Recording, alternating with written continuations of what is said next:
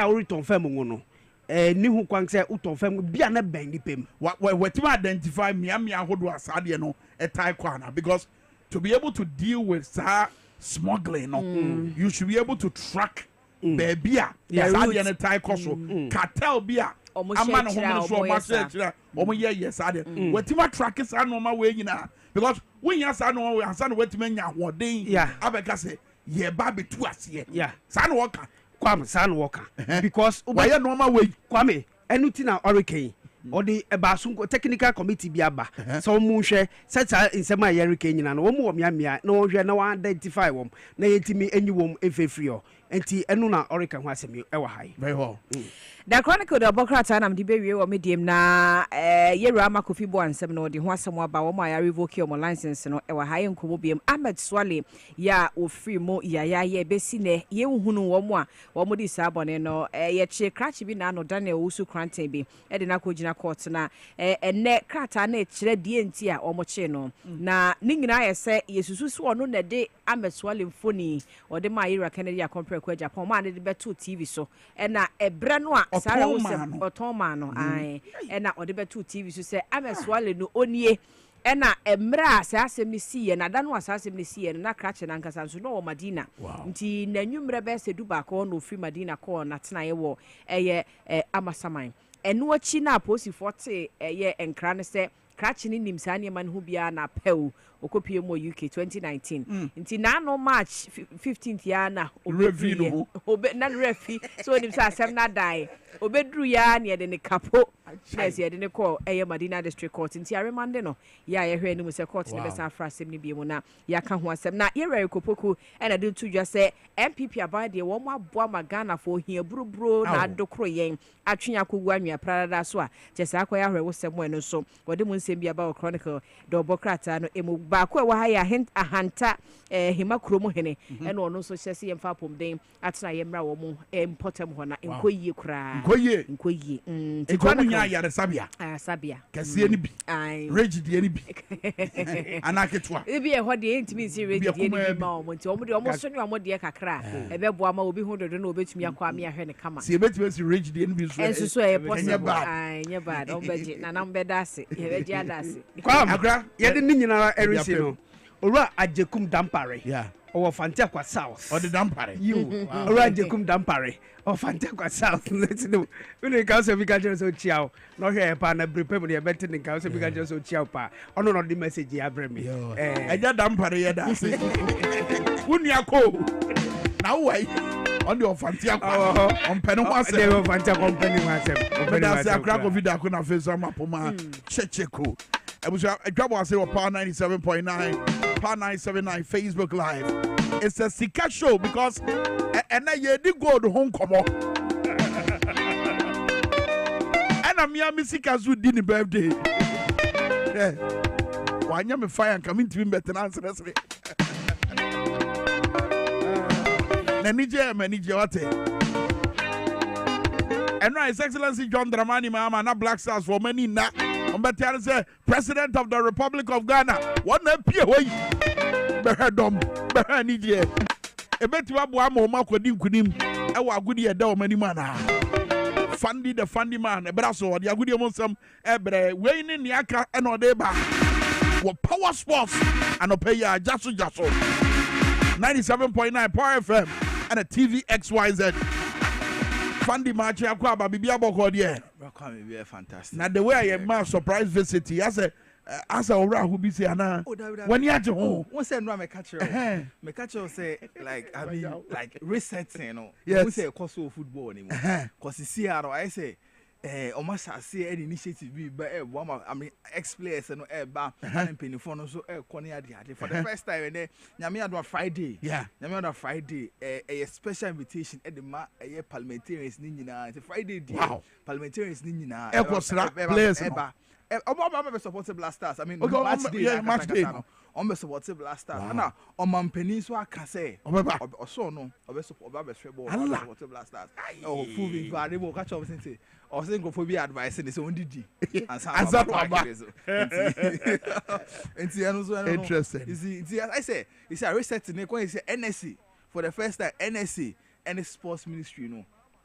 oma kan omo ye ensa wo so ekoba bia omo enu nyina Yeah. ene be uhu eye ora ya ombofo ankra be hu honorable minister ko bia da omo nyina na omo nyina ebo na blaster ping ex players ni nyina obia che say won be so bobo ama blasters no ye me ya hu kan esa akoso be na afi glory na ne ye wo no asa ba nti e hope say nyame ada Friday ni nyina betim akon kan dia mai boy come up for Black Stars ye ni di kan.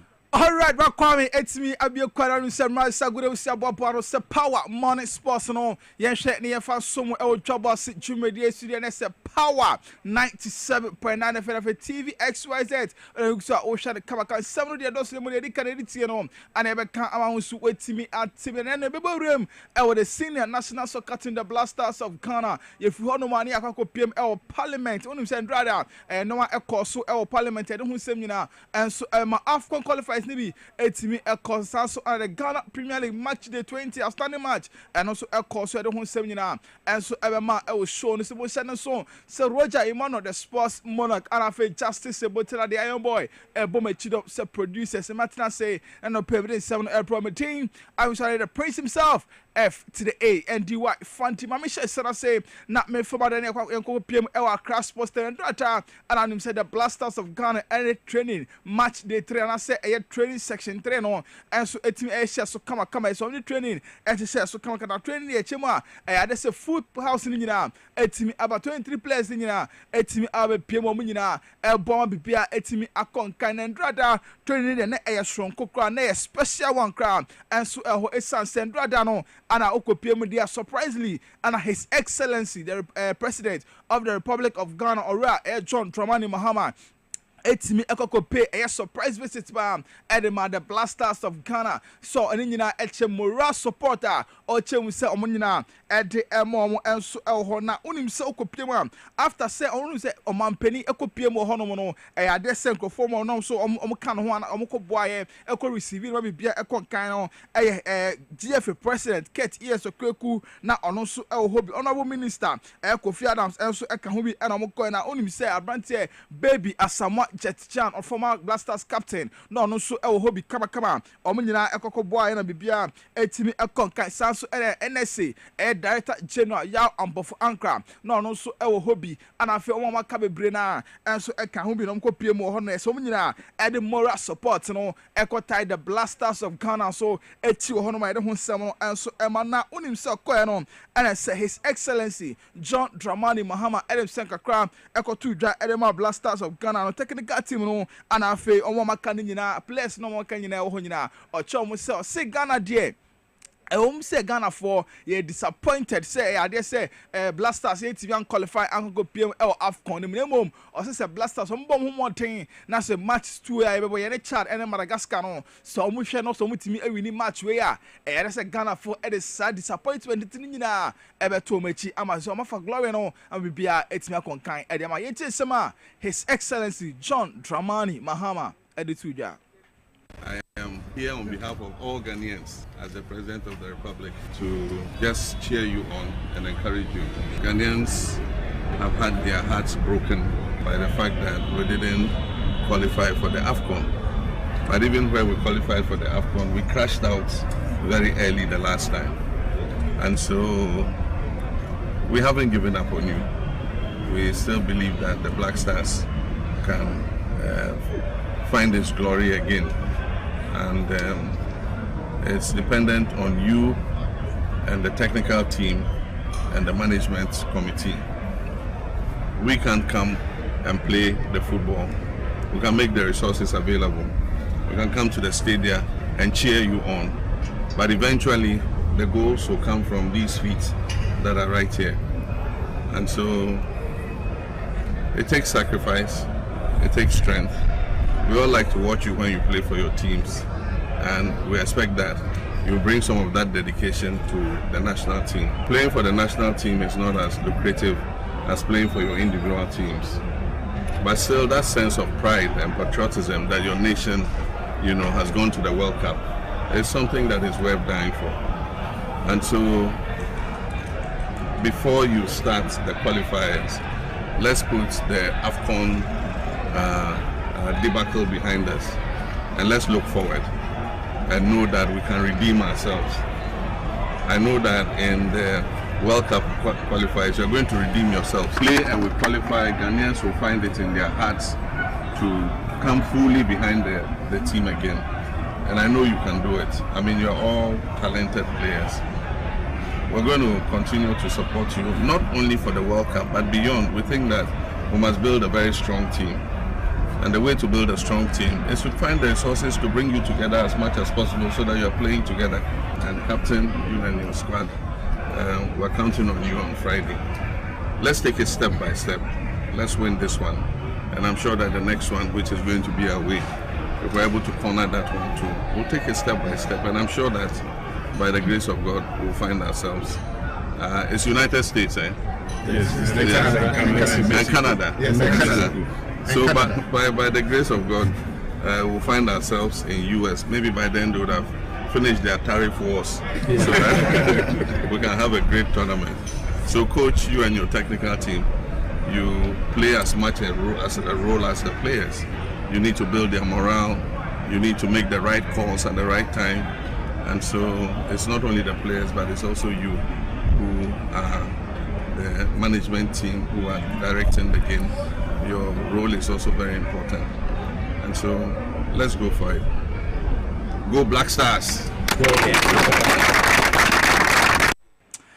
Enti Aaron and someone His Excellency John Dramani Mahama. Etimi added to Jana so Kumakosia, Okafra, the Black Stars of Ghana, our training girls across the stadium on Sama, or Timmy added to Jana Bimu, and at Yamano Viano, and I said, Jeffrey President, get to Kirk, Ejinomina Nemu, and I feel dancing for Chelsea, simplicity, and I say, in Sasha, His Excellency, Etimi Eresla, when I just say, and no extra support, Papa, and the Mother Black Stars of Ghana, or Shane himself, what support to know, and who say, Omania. Who say His Excellency Ebayano, that's someone who said, mining now, and a tie on my chi into Mushani, said, boy, I won't disappoint me, Biam, Ebetimi Akonkai, and so at the Amona Black Stars head coach, around the day at the coach Otuado, and also at the Senka credit to the HV said, or Shane say a young Yamia Tuma Friday, match a Babon over Sam, not as such a Black Stars, and no more Ecoso on football.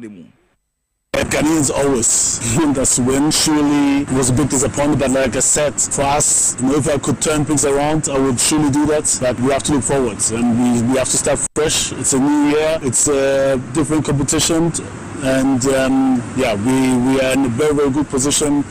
And we have to really come together as a team. We just have a few days of preparation. We have to, surely also look a little bit back on the mistakes we did, but then also concentrate on our strength. We have big possibilities, and we have now, I think, a big possibility to take 3 points. And we have to do everything we can to. 80 I don't some or two Jano coach Otuado and some or the two and so now only say a captain at the Mother Blasters of Ghana Hesian a brighter team at Jordan Ayu and so at the Saga cry today. So I shall Ghana for the GFA and honorable minister and for Ghana for Chimo say I dare said this match dear on baby beer so much me winning matches we are my Good evening, everyone. I want to thank everyone for coming to supporting my teammates. I'm sure you guys that were ready for the battle, and we give our all. The first task is on Friday, and make sure that we get the 3 points. We know we're in a difficult situation, but we'll make sure that we turn it around. And when I see you guys coming, I know that definitely Friday is going to be a positive result. So I want to thank you guys on behalf of my teammates. Thank everyone, and hopefully Friday we'll all be happy at the end of the game. Aaron and Sama a captain at the Mother Blasters of Ghana, a Brighton at the Jordan Ayu, and so at the two Jadibu Seven, and so Aman, I am from home, name Boshi, and Copion, El Masebejo, and Drata, and so Rakofiadas, Etimi Ecopion, or the Soccer Crown, Aqua Tuja, at the Parliament, or Chimos say, a Sandy a Blasters technical team, no, or more sharing himself on the winning mentality, and a best Mantan team, next on the winning mentality in Guam, and a man Mantan said by Yamoko boy gave more, on the Gomboko no say boy dear say the TB I was see a team unity no and almost him say a technical team say coaches no e be Bona Blasters players no or my team winning matches no and so on.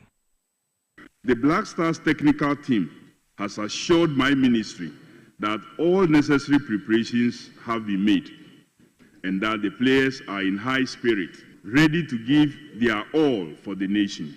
This commitment is evident in the call-up squad released by the head coach.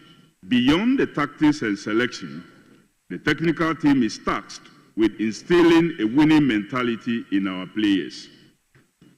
We must restore pride in the Black Stars jersey and ensure that our national team once again becomes a force to be reckoned with in African and global football. Eno ayen sema honorable editor we no sanso etwem na isokchemu a o se ade so the special invitation at the parliamentarians ni nyina etchema nyame ado Friday Ghana and Chad ni do soma obi ambra no mehwe boy bi. Mr. Speaker, this is a national mission and it requires the support of everyone, including this august house. I extend a special invitation to all members of parliament to join us in the stands as we support the Black Stars in their upcoming World Cup qualifier against Chad on Friday, 21st March 2025 at 7 p.m. at the Accra Sports Stadium. Let us lead by example, show that when it comes to national football, we are united in purpose, passion, and patriotism. Ghana's football must rise again and rise. Let's say Ghana football must rise again. I know and Samora Kofi Adams, a minister for sports and recreation, and the two Jade Hunseman, and so I'm on a as a parliament honoma on the MP, and the ma or Kankwe a central upon the team, and the honorable a Patrick Obama, and also at the second cry at two or James or say a bunny blaster Sassika, yeah, dear ship blasters move every car qualifies you are a boy, Scout Media Semuno. Or say and what's the blasters? A Monkra, and so on a match on Madagascar, and a Bobo quarantine, and I saw man at the challenge. Also, so much a must win. Say it TBR blasters, and more Mexicano and Kuwait. No 6 points in a year, or some Jinina. And for some time now, Ghanaians have been bleeding with the performance of the Black Stars, given the amount of money we've been spending on our national team and the kind of results they produce, Mr. Speaker. This should be a turning point in the life of the national team, the Black Stars. I've seen the list from the coach. I've seen the arrival of some of the key players into the national team, who are playing Madagascar on Friday. Madagascar, Chad, Friday, and Chad on Monday. We expect the team to deliver all 6 points to give the nation some hope that they are serious with regards to the investment and the emotions Ghanaians attach to the national team. Parliament will give the national team the due support, and I entreat the minister to support members to come to the stadium with some complimentary. We are not asking for VIP. Me, I love the popular stand, where I can speak my mind. And Tiano and small editor, we are on. And our stars editor, so a castle say, Segana Tanaho Emma Comoros the first match on Comoros SA 1, Ewo Mukrona Comoros Bahasia, or Sister Comoros Bahano Sabe said, and it's a tree crack, and Ghana, dear, I was here way more than na Comoros, yes, so na Comoros ain't measure back to back there, measure back to back there. They say, and crack. We wish the national team the very best, and we ask the technical team, the management team, and the executive committee of the National Football Association to put in everything that is required of them to ensure that we garner all the 6 points needed to cushion us enough. It's not reasonable. It doesn't sit well with us for a team like Comoros to be beating us back to back. I don't understand.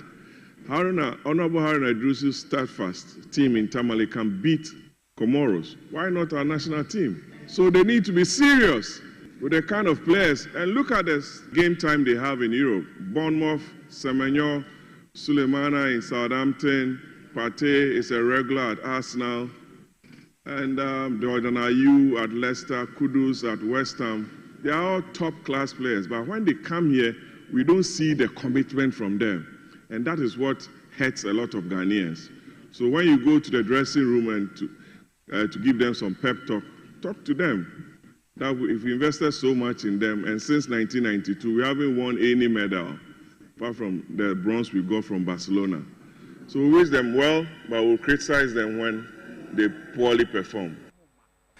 Entiano and some honorable Patrick and so edit to da. Yadon seven and so at Amana Parliament Honoman. And I say only say a minister for education or party thing at the honorable Haruna Idrusu. And also a raising consent crown at the Fire Ghana Football Association as a Ghana Premier League across Ghana say a ban infrastructure. I say encoye everyone now under say Ghana Football Association Ska or Munya and somebody say a Ghana football and him palm as Askari Munya or Molokoshe. The pitches, Mr. Speaker, let me share this with the minister. Currently, I use Tamale Sports Stadium, Ali Muhammad Sports Stadium as a venue for Karela. Even the field, it is not the state, not the National Sports Authority. We've had to fix it for our purposes in order to meet the minimum requirement of the GFA in order to use the pitch for purpose of our competitive football. So that's why I say that you have to have a lot of interest. The GFA, where are they spending their money on? You must raise those questions for every tournament. Mr. Speaker, even just participating, you will marvel how much money Ghana will make from participating in a World Cup. The players even have personal benefits. In fact, the players who went to Qatar, a player who appeared only once went home with not less than $90,000 as his participating reward or benefit. And see, I don't some honorable Haruna Idrusu edit to Jadibun 7 and so at him away from that, then go PMO and so our the Ghana Premier League and Rada only some matches be 80 a course. So I don't outstanding match the 20 K1 and a cocoa born and Kamakman say and a resource no and so 80 could be United at Nefie at Tibo Quantity at the across of folk a bonnet Kabakwa went to me and Sim at the Park Sanso.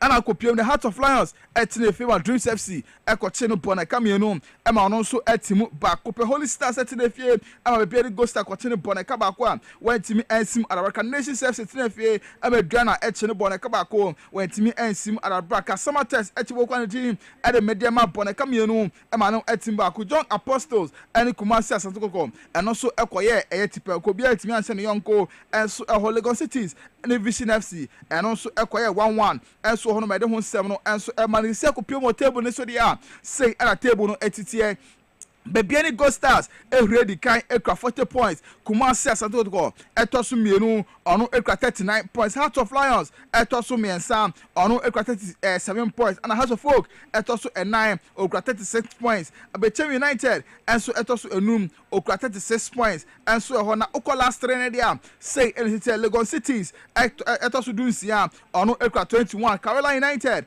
etosu duns so okra 18 points. And Heart of Lions enso etosu so eye dunsia ono so ekra anase du enwatwe ono so ekra 16 points ba ye de ho sem no enso ema eho na ye furo na nkokopie mu enso ewe bibre mu nyina de endrada onum se AFCON qualifiers ni bi etimi ekos na se World Cup qualifiers no eno ebi etimi ekos so lokopie de Eswatini etine fie elebo kwa ne din e Cameroon enso ebo no ekoye 0-0 enso eho no na afi Tanzania ene Congo match na no entimi ambaso Liberia etine fie ema Tunisia ekoche ne boneka ba kwa Timi ensim Adabraka Sanso and a Central African Republic enso etine fie ema Madagascar koche no ebole kapole and 9 ema no so etimu ba ko pe enso eho na nyame atuma and then no ebe sound so atoa so say and no Ecosillarium etnefie no ne Guinea Bissau enso edi aboani Zimbabwe ene Benin ana ebo sanso ana Cape e kwa ne din edi Mauritius enso ebo kama sanso ana Libya e kwa ne din edi Angola enso ebo sanso ana Gambia ene Kenya ene ebo Mozambique ene Uganda ebo na fe Malawi ene Namibia enso edi abo na fe Comoros ene Mali enso edi abo Samach no se Ghana for nyina any die chire papa ye hwe nim se ene wa be konkan na se sama atram ko bodwa na se o se ye Ghana ya fa ho adi enso ho no ye ni adi chepe de ho nsem no enso ema na nations UEFA Nations League no and also quarter finals no and they say and ebeko Croatia tenafie no ane France enso ede abo Denmark and Portugal and ebo Italy and Germany enso ebo na Netherlands for enso and Spain enso ede abo na no match say no so betimi akoso a ye de ho sem no enso ede ama e wo show no so ntia hwe na se fa sem ni nyina enso ensi e wo ha se na me asra me sorry no ene birthday sonkopa am fa birthday sonkopa enfa ma mi ankasa me boss e wo US eno famous Amira and I say Irajua famous Amira ene birthday to me come say happy birthday enko enfa ma na say the music career ene na jume bia oye no nyakopon ensha na nyoma entim enko ti famous Amira I say happy birthday to you once again ti ya fa ni nyina enfa ensi wo hase mo se ne so Roger Emmanuel the sports monarch and I feel Justice Botila the young boy elbow chiro say producer I'm telling no people say no problem team I'm sorry the prince himself F to the A and DY Fundy Fundy yeah that says so the good year Monsema Bre na do pay with Dwaboase Power 97.9 I think so TVXY that's say what they with TV no at the ato say yeah they come on ahodo Abraham na ye be hwe Galamsey and sensema ahodo Land and Natural Resource Minister at the Atuja. No man who will be a CEO or Ghana Mashebe. A fay so Yabeba and Sembin Sua Gold Board Omana Montubio Mutu and Fasudia be a befrimu at the Aba Amayan Ewo or my Ghana. But somebody ye die wamba make out some mega cash lucky box promo no a good cost on that day yawa day Dashunko 20th March 2025.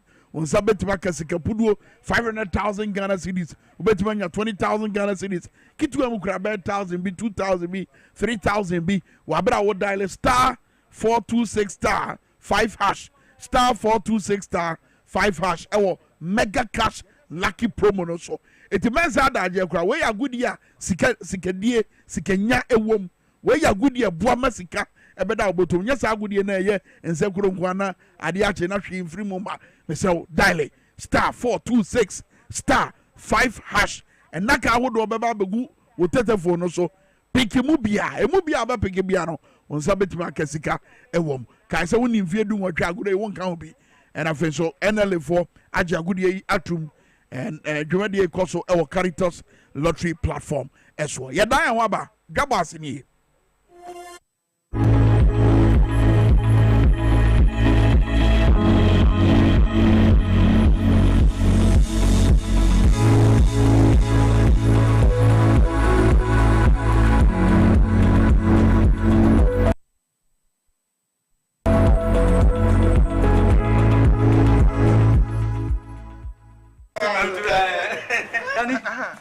Mesi menana no aguru basa abi bro tibedu himle no na ma prema ye hojo.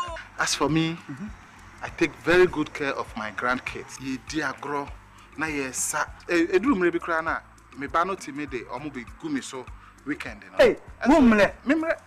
Eno nti na me ka kire o say ya no medi garlic capsules. Poso nyina ebesisi so kama. As I stand here, my doctor said my whole system has improved very well. Medi garlic capsules. Yes, Medi garlic capsules. Oh, sa na te pa dia. Medimosis garlic capsules. Wa mamoja di nipadua ni mu efru sani ye na esiesie oba ne barima ma hon awodin. Ubenya edoyi bi ato omanyi mu pharmacy stores frɛ yen wo 050-349-4885. Edroyi enye mamofra enye ndi mfie dumienu. Apemfo ene emma emanofo. Medimosis wunni how FDA ajidwe di nkra tuyi ato. Mfitiasie no menene kunu eware wo odro ene asujie kwanso ya worre na chi no mene kwachu ba hotel pop pebi say you be sepeyo. What a team for so crown na maye bibia wo nyankopon sem ekoba ne san me kunu antinase edro botum wajo eye edek SM bitters wa eni gia befi we na me de yem bible edek SM bitters timase mama me sa wa warrior mu enije bewie wo paye a na sa wumpam agrodie ebeye akwana na ye kamfo edek SM bitters Mrs. Wa oye mi onyina monome no up one time edek SM bitters. Where dear Hey, Oba wafa yefunu, any Oba Oma neba enufu enumbi. We bema na wunye 18 untumi enum. FDA aji edwedie nkatoi at. SHS 1, 2, and 3 admissions are started at St. Andrews Senior High School, and I have good news. Have you finished PEC and not been placed in a school of your choice? Do you want to rewrite your WASI? Have you been posted far from home? Have you been placed in a day school but you prefer a boarding school? Or you have not been placed at all? Don't worry, just hear me out. Your best bet is St. Andrews Senior High School, a grade A SHS with excellent facility and a wonderful teaching and learning atmosphere. We offer general art, business, home economics, agri science, general science, and visual art. We are located at Accra, Asinfosu, New Edibiase, Dunkwa Ofin, Takradi Shama, Mankasim, and Seshi Asawenso. St. Andrews Senior High School. We are always in the lead.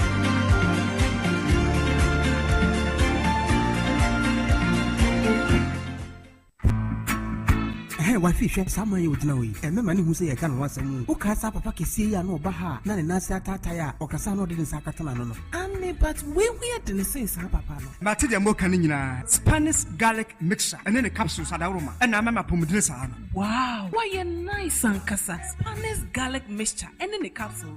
And Yama, why you come apart? A woman bought your dear for Sunny with the Pedianum. Now, a boss is a bro, I want to chew hypertension, a tick or restaurant, will be a charge of 10 temper. Gas is now. A macra, a mania muma future crumina, a torch, we broke the water of Vienna, after and Hoyan. Anti-Aslo Spanish Jinko capsules, Hana. Spanish Jinko, and no day in Nura, watch your free, Jinko Beloba, and soya oil moon, and my watch you Martin says, I anti-aging and a more good retentive memory. Now you're turning him. Antec Herbal Center for, and then pharmacies can make herbal shops, and run some of 0266 11 41 11. A painful about more money for them, Quadra with the infusion and come. FDA. Aji edwedie nkratoi atum.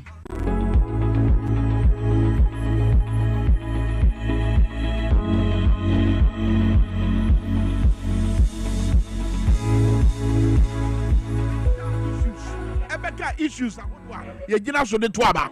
Abusha me mo akwa baba TV SYZ. Galamsey nkomo na ne ba be wuram. Ene nkomo ahodo. Me se Galamsey asemi ye ntuase ampe ne pomasi bra. Yet one and for than your quiet. And the only way out and say, you bet game crime for fro. And me and yan no ma ye tie, no man I tie, no, and fianco baby. See, Yegina, Asra Fosso, Yegina Quabi so, Yegina Mamma maybe so. Say, Mamma, my Yatumagum, Mokwana Mokachi, Galamsey for. Now, no, yet the Asra for a year, and you see a blue day. Maybe, Yegina about.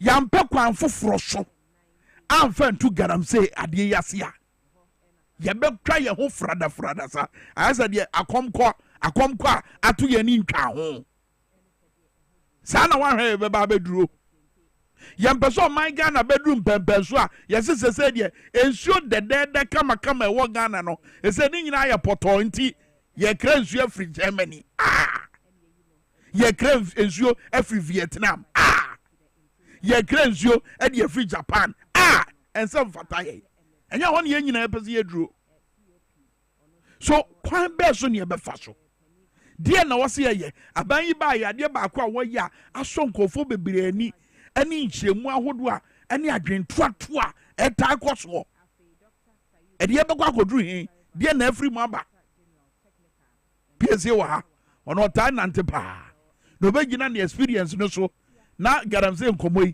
watima kirem ye bransa na ye bedru Galamsey nkomo so no yenyi jandam we mfiri ho MPP amanyoko na sase e build narrative bia e very dangerous and then enwumedie see ye e wo Ghana ha na social media so radio so aso bia kaniti frede no it is even linked to Galamsey akoma pa bi aban bi wo se opeso odi Galamsey hujuma na what is a brantie bi a wo hye ne dan mu a wo kasa gu microphone mu say eba abefo tinten video no so no ye te se wo ka Galamsey hu nsem e che se woni nim kofo bi a ehye akire no na national security ge say bra na nia wonim no fa beto yanim Abrante obenenafia a friend of Katachi Frifa but the way hinti and in Zambia wakika na nti na manfo adwen yo mo say e bia in Zambia kafa national security ho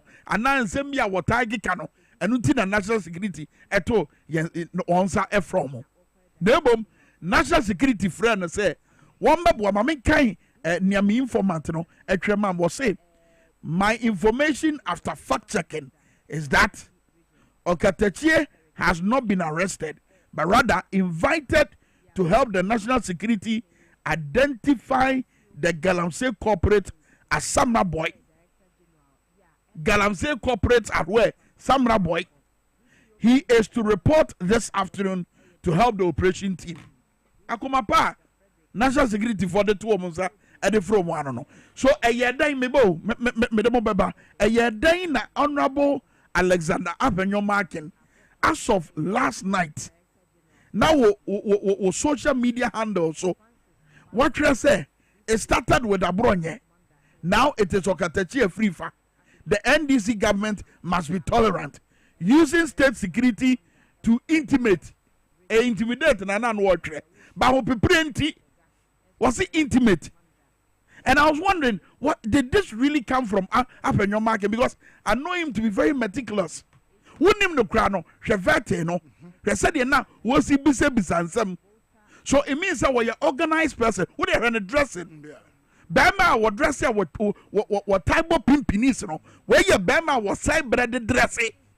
At the attention to details, no, a so, and what say it started with Abronye, Yababa. Now it's Okatechie Frifa. The NDC government must be tolerant. And here are some of the using state security to intimidate opponents is not good for our democracy. Okatechie Frifa must be released now. Meanwhile, Yanchino. So lawyer up in your market, checks Ben a year, just say Okatechie Frifa yecheno. And Abronye DC Asemi Awokan ye. Yen yen your kafa President John Dramani Mahama. Is that to say, near Abronye DC Kayano, Abenyo Market Wofwaso? PSA. Is that to say, Wofwaso? And meticulous lawyer Abenyo Market. Our lawyer, Jumani, Freemason, Awoyano, won't Niago because when you say Freemason for the Nuclear, Mudimo Kotepa. Eh? Kwame. I didn't know 1 year level ye. Ewo komo ya woni amansan edie Kwame on ena meka no se sie manta aka sana Ghana for asan akoto ye won fie mi ensande fan etie ne won be kwan achepa because Nana Akufo-Addo abeso de na yenhu ewokroma de na yenhu ya enu ohene ba ya nche na amfa antwini mu amfa na nkoto prison enso no eni bia na efri baabi ba na enye ne nimpo so ye for so ye de hye ne kon eno krampo no ya endio na sabre no kono no wai ede no kan ha no wa bra ye endio ye no say ampa we ye believer in media freedom sabre no wai including akwaya friend PK Sapoi was it from all indications the NDC does not appear to have the human resources capable of filling various positions of state agencies. If they do, why would they have allowed some appointees of Nanado to continue? So, as a more baby, no, your Jubilee House, the boys need be a man attention. Oh, cultural, not the social media, Mount Tro,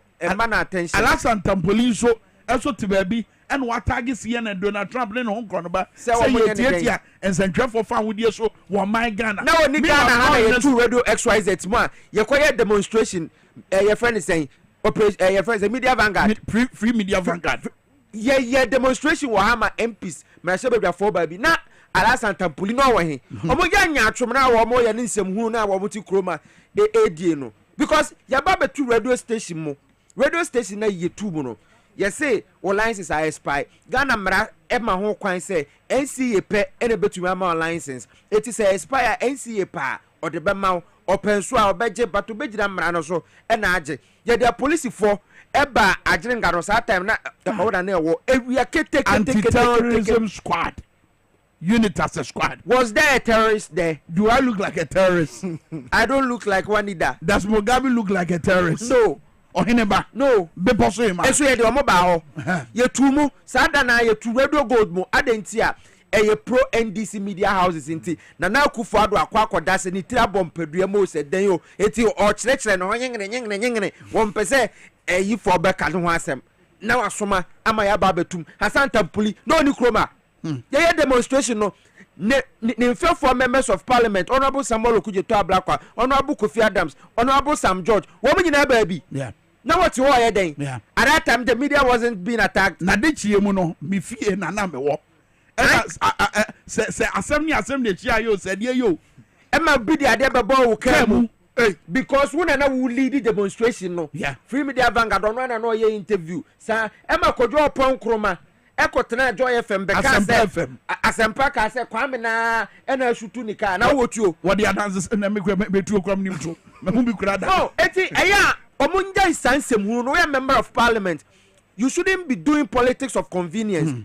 me assembly esi amanka bi ho asem no ene ebisi a because me principle me nka bi eti wo no ye two XYZ mo any other radio stations no modern Ghana nsentwefo a ye chi omo edi shock eko shock mu ntohwe no sabre no mu nyina wai where we dey I no when put the nyese ya che no wo se wo ka Galamsey ho Caleb Kuda yes one gay Zoe Abubedu Sofo Abubedu bay national security say the security Saturday Hassan Tampoli ne Alexander Apagamake no where the invitation crown e dey ama wo Kwame say what the car akwakobo so say national security for bo Galamsey for hu ban mo ma ye Galamsey and ye frɛ Samara boy so uni ma bra be kire bra na be yi anom simple Kwame unim me sure say the free Alexander Afenyomake minority leader and member of parliament for Ifutu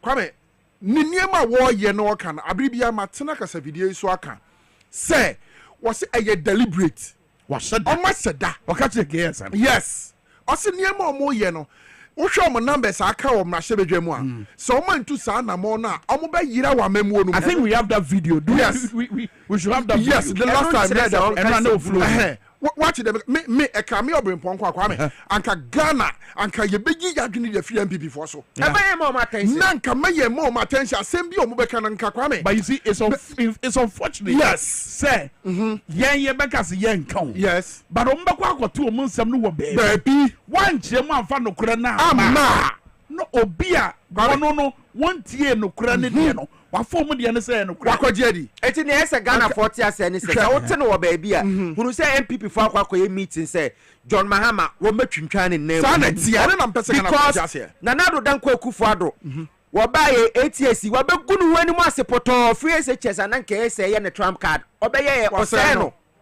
eti we mu no ani wo nti o makotena se ba omia and after one communication strategies for no akwa catch them say someone twitwa John Mahama na mu a ye ni be wu poto do nti Ghana for mo nti ase because mo na mo to aba emma ba omi so pe big gap na mo man 1.7 million gap I like big gap I want mo man a big gap and you did gap na ma and no so I buy no asechire nyina ne say Ghana for any gidie wo NPP amamuonum say ye de oman ne hye wo monsa wo mbetumi abu eti wu nipa no a wo toto abo ba park ne so no deliberate abanyo ma kana kokanti ye wo mo so mo yo mamboyefo Kwame me ba katachie asem so katachie free fa bon briefly fa me bon brief ne ye ko katachie free fa Kwame o yeminua da bia meka o yeminua pa me de minim no evise me ne nyina no yatena me ne katachie atena da mo pen ya didi abom ya da mpa ba ko so be ne ba minim Kwame ba but there me person na no pay me kan che me nia katachie free fa ne say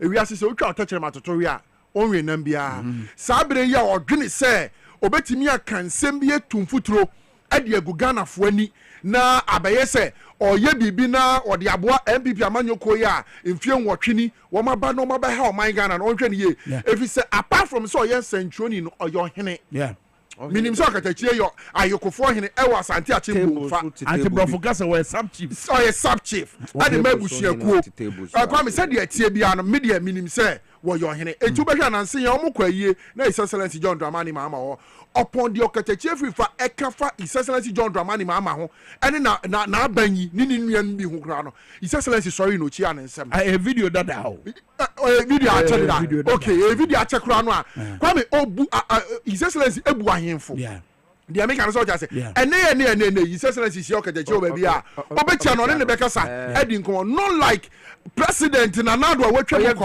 aye yewo krom ha yehu niema bia wa ye okatachi afrifa kra di ho dance yes egu hunsa thank you thank you wogu hunsa ofia okatachi afrifa ye centro ni ya dance ye said ye me so ye nyina wa ye centro for ye dwuma ne se asem bia wo de beto no wo de nokure no ebe bata ho ana be kire evidence eni na TVSYZ Dwaboase Juberiye so si ye ka asem ne kire wo a ne ye yi de okan ne de a kire wo ne ya bɔ ne voice a kire no watie ne nti kwotena wo show a wo ye so say ana national security for ebo galamsey for ho ban na ye to nsa fro say bra wa hunu dia bra be ka na kire nipa kro no and that is ka ye hunu kwan ye be fa so ye kire ne ya che wa na okatachi ye nche no and bra dey wo mo seda kwa me betimi aka kire say before say ne ye be fro okatachi kra so mra no ma ye flyer dey die o ma kire so release okatachi now imagine am the flyer no ko to platform bi so kra ansa no okatachi ko ye friend say national security for no so ho ansa no ma toto na no Jesus ya bɔ eye etiri mu pobi a yabɔ katachi ko ye dede na ye frɛ wa ye nkoka kire aman nyina sɛ ya chew ye hunahuna ye techa anfa ahodie so ye frɛ katachi ye misa ne sɛ ɔkɔ national security wo no den no mo ye no obi bɔ no obi tin no obi de handcuffs gu ni nsa ɔma ye video ni ye hwɛ because video ya mahunu o social media yes okatachi na waba wɔhyɛ nika wɔseresere wabie ne bumu na ne ba keketua bi hyɛ ne moto obi a yɛ titi ni nie obi a na say ya ni video san ye na wapo meeting na okɔ baabi na ɔhwɛ nkrɔfo bi tata no obi nkrɔfo tata wudi ɔmanim woman na dey reply aba no say ne ba no yɛ Canadian citizen a waba Ghana kora enkyɛe a okuta ne Range Rover katachi tata na gina branch yie ni video try na pictures say ordinary tata no katachi dey pa no why my Ghana mu a so say NDC for beba kyɛw and that is why I keep asking the question mebo journalist adwuma na here no definition here simple Andrew Boyd and actually was a journalist is one that is professionally trained to gather and disseminate information. Yes. Okatachi frifa. Adwuma ama for CS o ye no. Definition ya mama e fa no da. Kire me. Nipa na ba betena kasa fidie we ya so. Aba be kasa tama ye wura jo mama e wo so no obi bo ne pa. Se wonye ne hu fin. Ye friend no jandam. Yes. Eti den e chese ne enye no ano. Enye no ano ye. Clearly. Very simple. Mercenary journalist. Yeah. Because e den e chese se tete no ye tua sika ma wa na ye tua sika ya say dijo mama tem na ye kire say ne sa afo na ensa ma usika say kone ko dijo mama tem so we Ghana for e ya nsem ne bi o wa mo ma ye hu say MPP for no ma sinkete wo ma si peg say deliberately parliament wo ma NDC hu enye Ghana for akọ ma me ma ho adansidie te say de obrempon e kire no okra wo kan so bo so bi PSA abanyo ma ke ne kwakusi nti misa echie mu ano mu di nkomo no wo mo level kama na level ni mu no ene ye te say abanyo ma ke dan na di say adwimpo yi a wo se eta wo mo chi wo mo di ye no me say sa na tie wo de tie.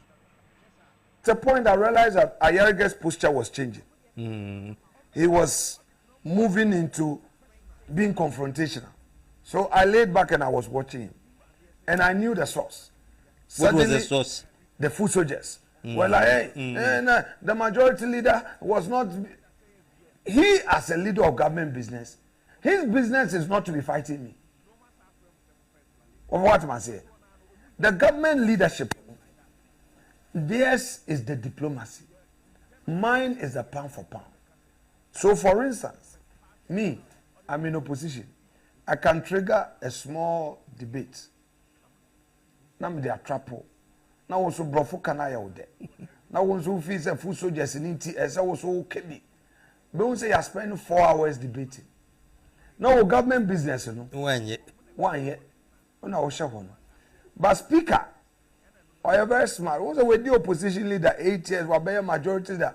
papa no de ni nyansa owo experience bia e wa otumi ma wubufu e ya de no no so enunum na wani age na me hwɛ me speaker anyway so he has a way of curtailing situations and once I saw when speaker is in there I would have to now reactivate what strategy to go because he has been there before so he always has a way of navigating so you must always be smart to think on your feet and have your way because opposition is also 187 no I know you almost a good name one when you are there tell us mighty minority huh no yes ready but this is serious agree you joke out parliament now be waste Ghana for time say me so na my first strategy be na me so me dey Dwaboase 4 hours net ho look at member of parliament I work as I say what you say leader he's a lawyer minority say me said that now you're wasting 4 hours meanwhile you really your friends government businesses Ghana by business bebre why say you born to na and fundamentally on my sick asem ya say na e da yeswe eye mo na ba yo yes mo na nam so a da ba bia ye da yo yes na you clean mo mess yes then you are distracting nipa na ade na was say no ah no ba be ye ni because say ese Ghana kobo busia bi omo say be ko capital market say be coin minim say parliament wo ho emra bia ese ye de ba sa betting tax for any ade we ese ye de bill ba na ye sesa emra num na fe Ghana fo nya ahoto e wo ho na wo say wo de ane say ebumu swentino pound for pound to be bitu na mun debating with for Ghana for officially the minority is not serious from their leadership to the last person and look at you should be listening to them because nipa no adria e woni trim ne nya adwen papa eti Ghana for way official mu who say mu nya serious they are jokers eti no minority leader nin mu a omu gina jokers omu nip Ghana ho adwen papa the fact that you are opposition na you say critique aban no na onya de pa eno nkyere say koko we beibun samsam na omoye no but I feel Martin Yentia Akufo Adomo eyi honorable say chairman Sabosu Freewa wo de apanyo ba yes it may have been for political reasons then but mehu say apanyo yi why and we are minority leader no yes and yes be our being and say who nim dia surunku bi o ono ya man special tax we MPP amano say ye betiba for so e dia ye jandam yes no it is a wohwe fibra o sha say oba mrahye bedwemu a I think from 2013 and afenyo market sha say ba ye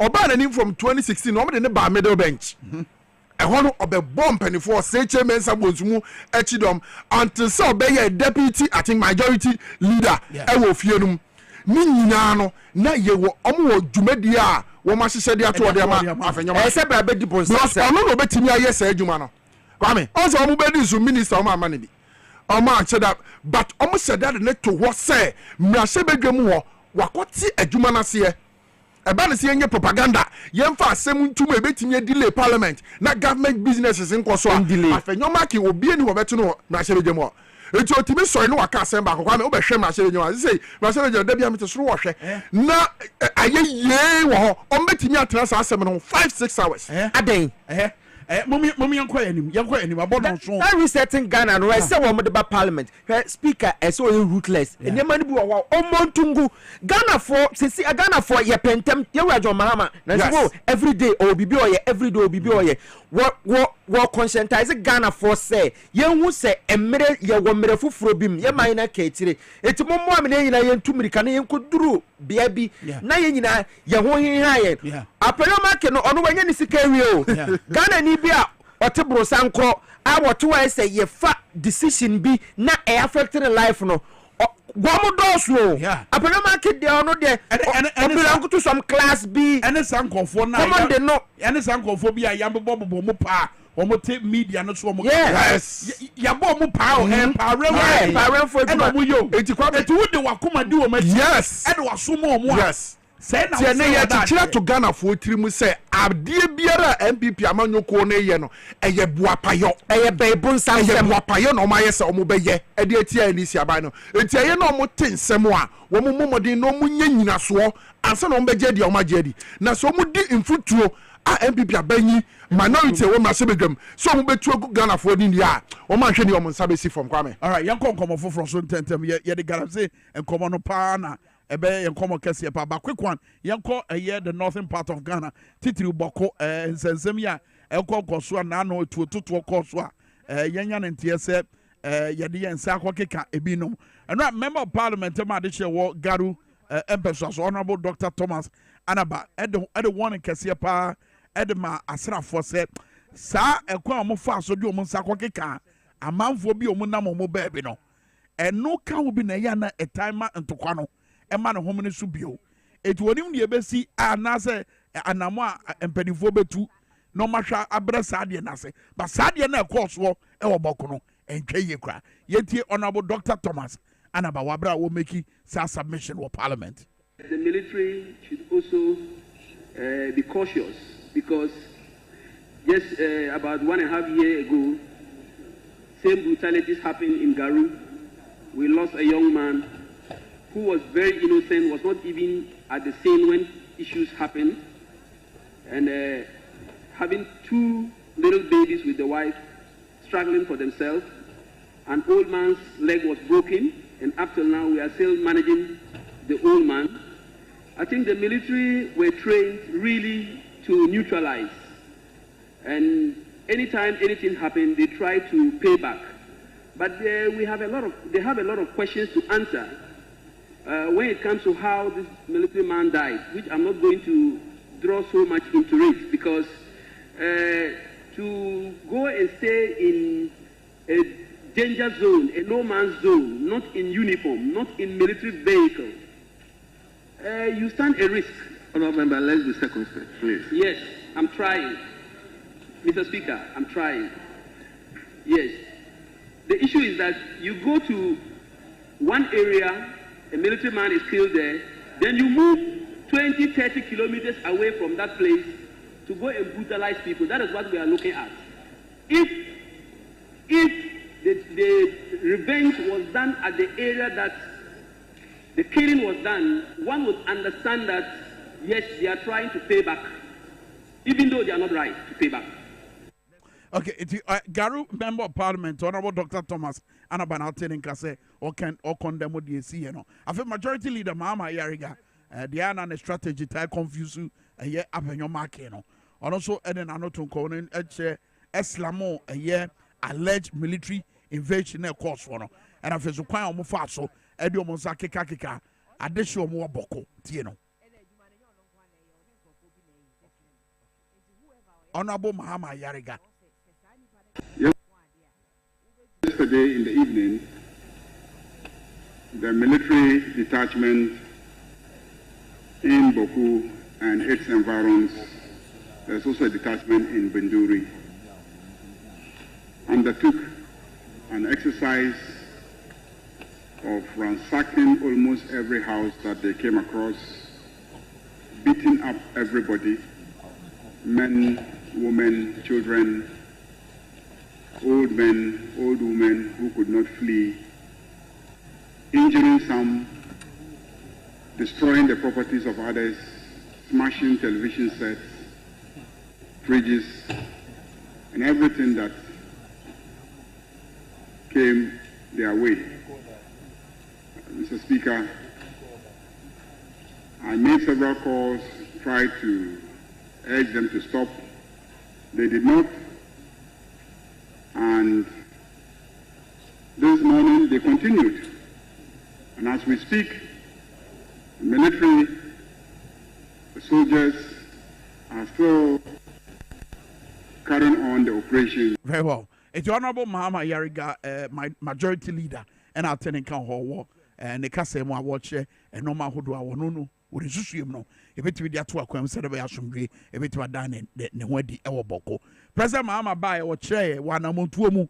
Saboko and the priority PSA. Yes, and Okane Clay, and see Okane Clay no. Now you're showing him say enema ebetumi akoso pepepe na afei sa ntokwa na afiri tetetetete no abusuafo no mienu ni nyina atumi aka bom na sa asumdwe na ye hwehwe wo ho no atumi aba because omayi me kotua taxa na obi di nkwasiasem oboko a na ye disika na koma sojafo atofu la momo na omo ko ebom pempe edi ensem hunu no so what I say say asem ba na sem no mienu say nya asem na ye nte ho ase a se bi onsemfo ntina court dan ho eti bibia mbetumi asettle ho so kasa no fra no to no na make eye be mpanyifo bu sensemfo ntina court ho nti no say ye mu bia ye oboko no twi ni ye nte de sa oh yes but I understand eti asojafo na wo mo ho no enu anamene owura ye kumado kasa or ye security consultant was say a police for war intelligence unit boko asemi they can deal with it my post for no yes a police for betumi deal with the issue enti enu ho kwa say ye dey soldier for eko o say setimamu for enya akasakasa eye a police for interior ena say wo mo ye a soldier for there momo there ye external aggression and I say a post for the name why no normal for reinforcement. So question is say boko situation yes I yet dia masabre e yasra fo nko na betimi ana that do say ye dey sa Kwame me ba hwe no kra ni say pese boko asem na ekoso no say wan hunu say de tia anka bia beti ase say e asrafo na ekoho Kwame enya agudie o boko ntokwa na ewo ho na aba na eko na eye no enya gude wuti wo kam ye yiwasi ye hu se won kan ye ho a that ye twawuti ana ye fa ya wo no wako it that time ehun nya sa asrafo bem ne mu asrafo no ye sere mo se so mo ni ho aye ni ho se so jafo nyina se ne ye di twegu akose dem akwa me ne mu ye ni ye betina de ne ye betimi aye ye nti ana omo de omo kra to wo so omo ba boy ho ban ebu ni di ye fata bia ye de mom asem ba na so mo ba so mo ba begine mu a eya obro anyway no of course they are also to defend themselves because be do no bokufo omugo tayo rafu sakese ne ade awanyo mu de begu bu mu sesi a enti se wan hwe ne yi a obeda ne dia mom na de sem bebre bia ba timamfo so ayede ebufo ko mo so no yes because eno na akotwe enkomo we aba no because hwe ntokwasem no se ne akwakoye na asoja fo koye ye bro ma emrewafo abro be na otini be bi dwen ne ho a obetuma akwakotwitu akwakokun sojani eti wo kono wo so wo intelligence ba wo intelligence na wona ntumi ankyere no okun sojani no ntu bowra fie bia mu a na wo kwako na ni owu ye no sa sojani na owu ye no nye okun no nye moja green ene woni mo nipa mienu no nso awu ye no the same moja ni bi eti wo kotie sim wo ho no sa ne manema no eye tetete ne man ka say this 21st century enemre aye reset Ghana no enu kwa sa soja for kotisi krom say obi aku sojani sojani ne nkwa ho hia yenim but it's not in your place say kona kodi sa enyambrasem na ye bomma na ye bommerwafo it doesn't make sense and uti yentwi omon free what is the security consultants na ka no say yentwi omon free what because civilian issues enya soldier for and solve it ya police for and solve ya police for work instrument omo sa capacity omo so mbetime dealing with omo and you see ade ba fa we nyina mu ne say ebra na bind down wo no saman for air discuss from a political point of view say ya bind down inti na netesa is a bind down ko eye den na ade na etaisi e wa bind down pencil which is asrafo mo de o monse kika ti memofo no eye den na da so because reset ya ban mu ne ewe yes eye den na da so eti no ye wo asoja for panyi Dorden command obo wo ho ye wo CDS wo ha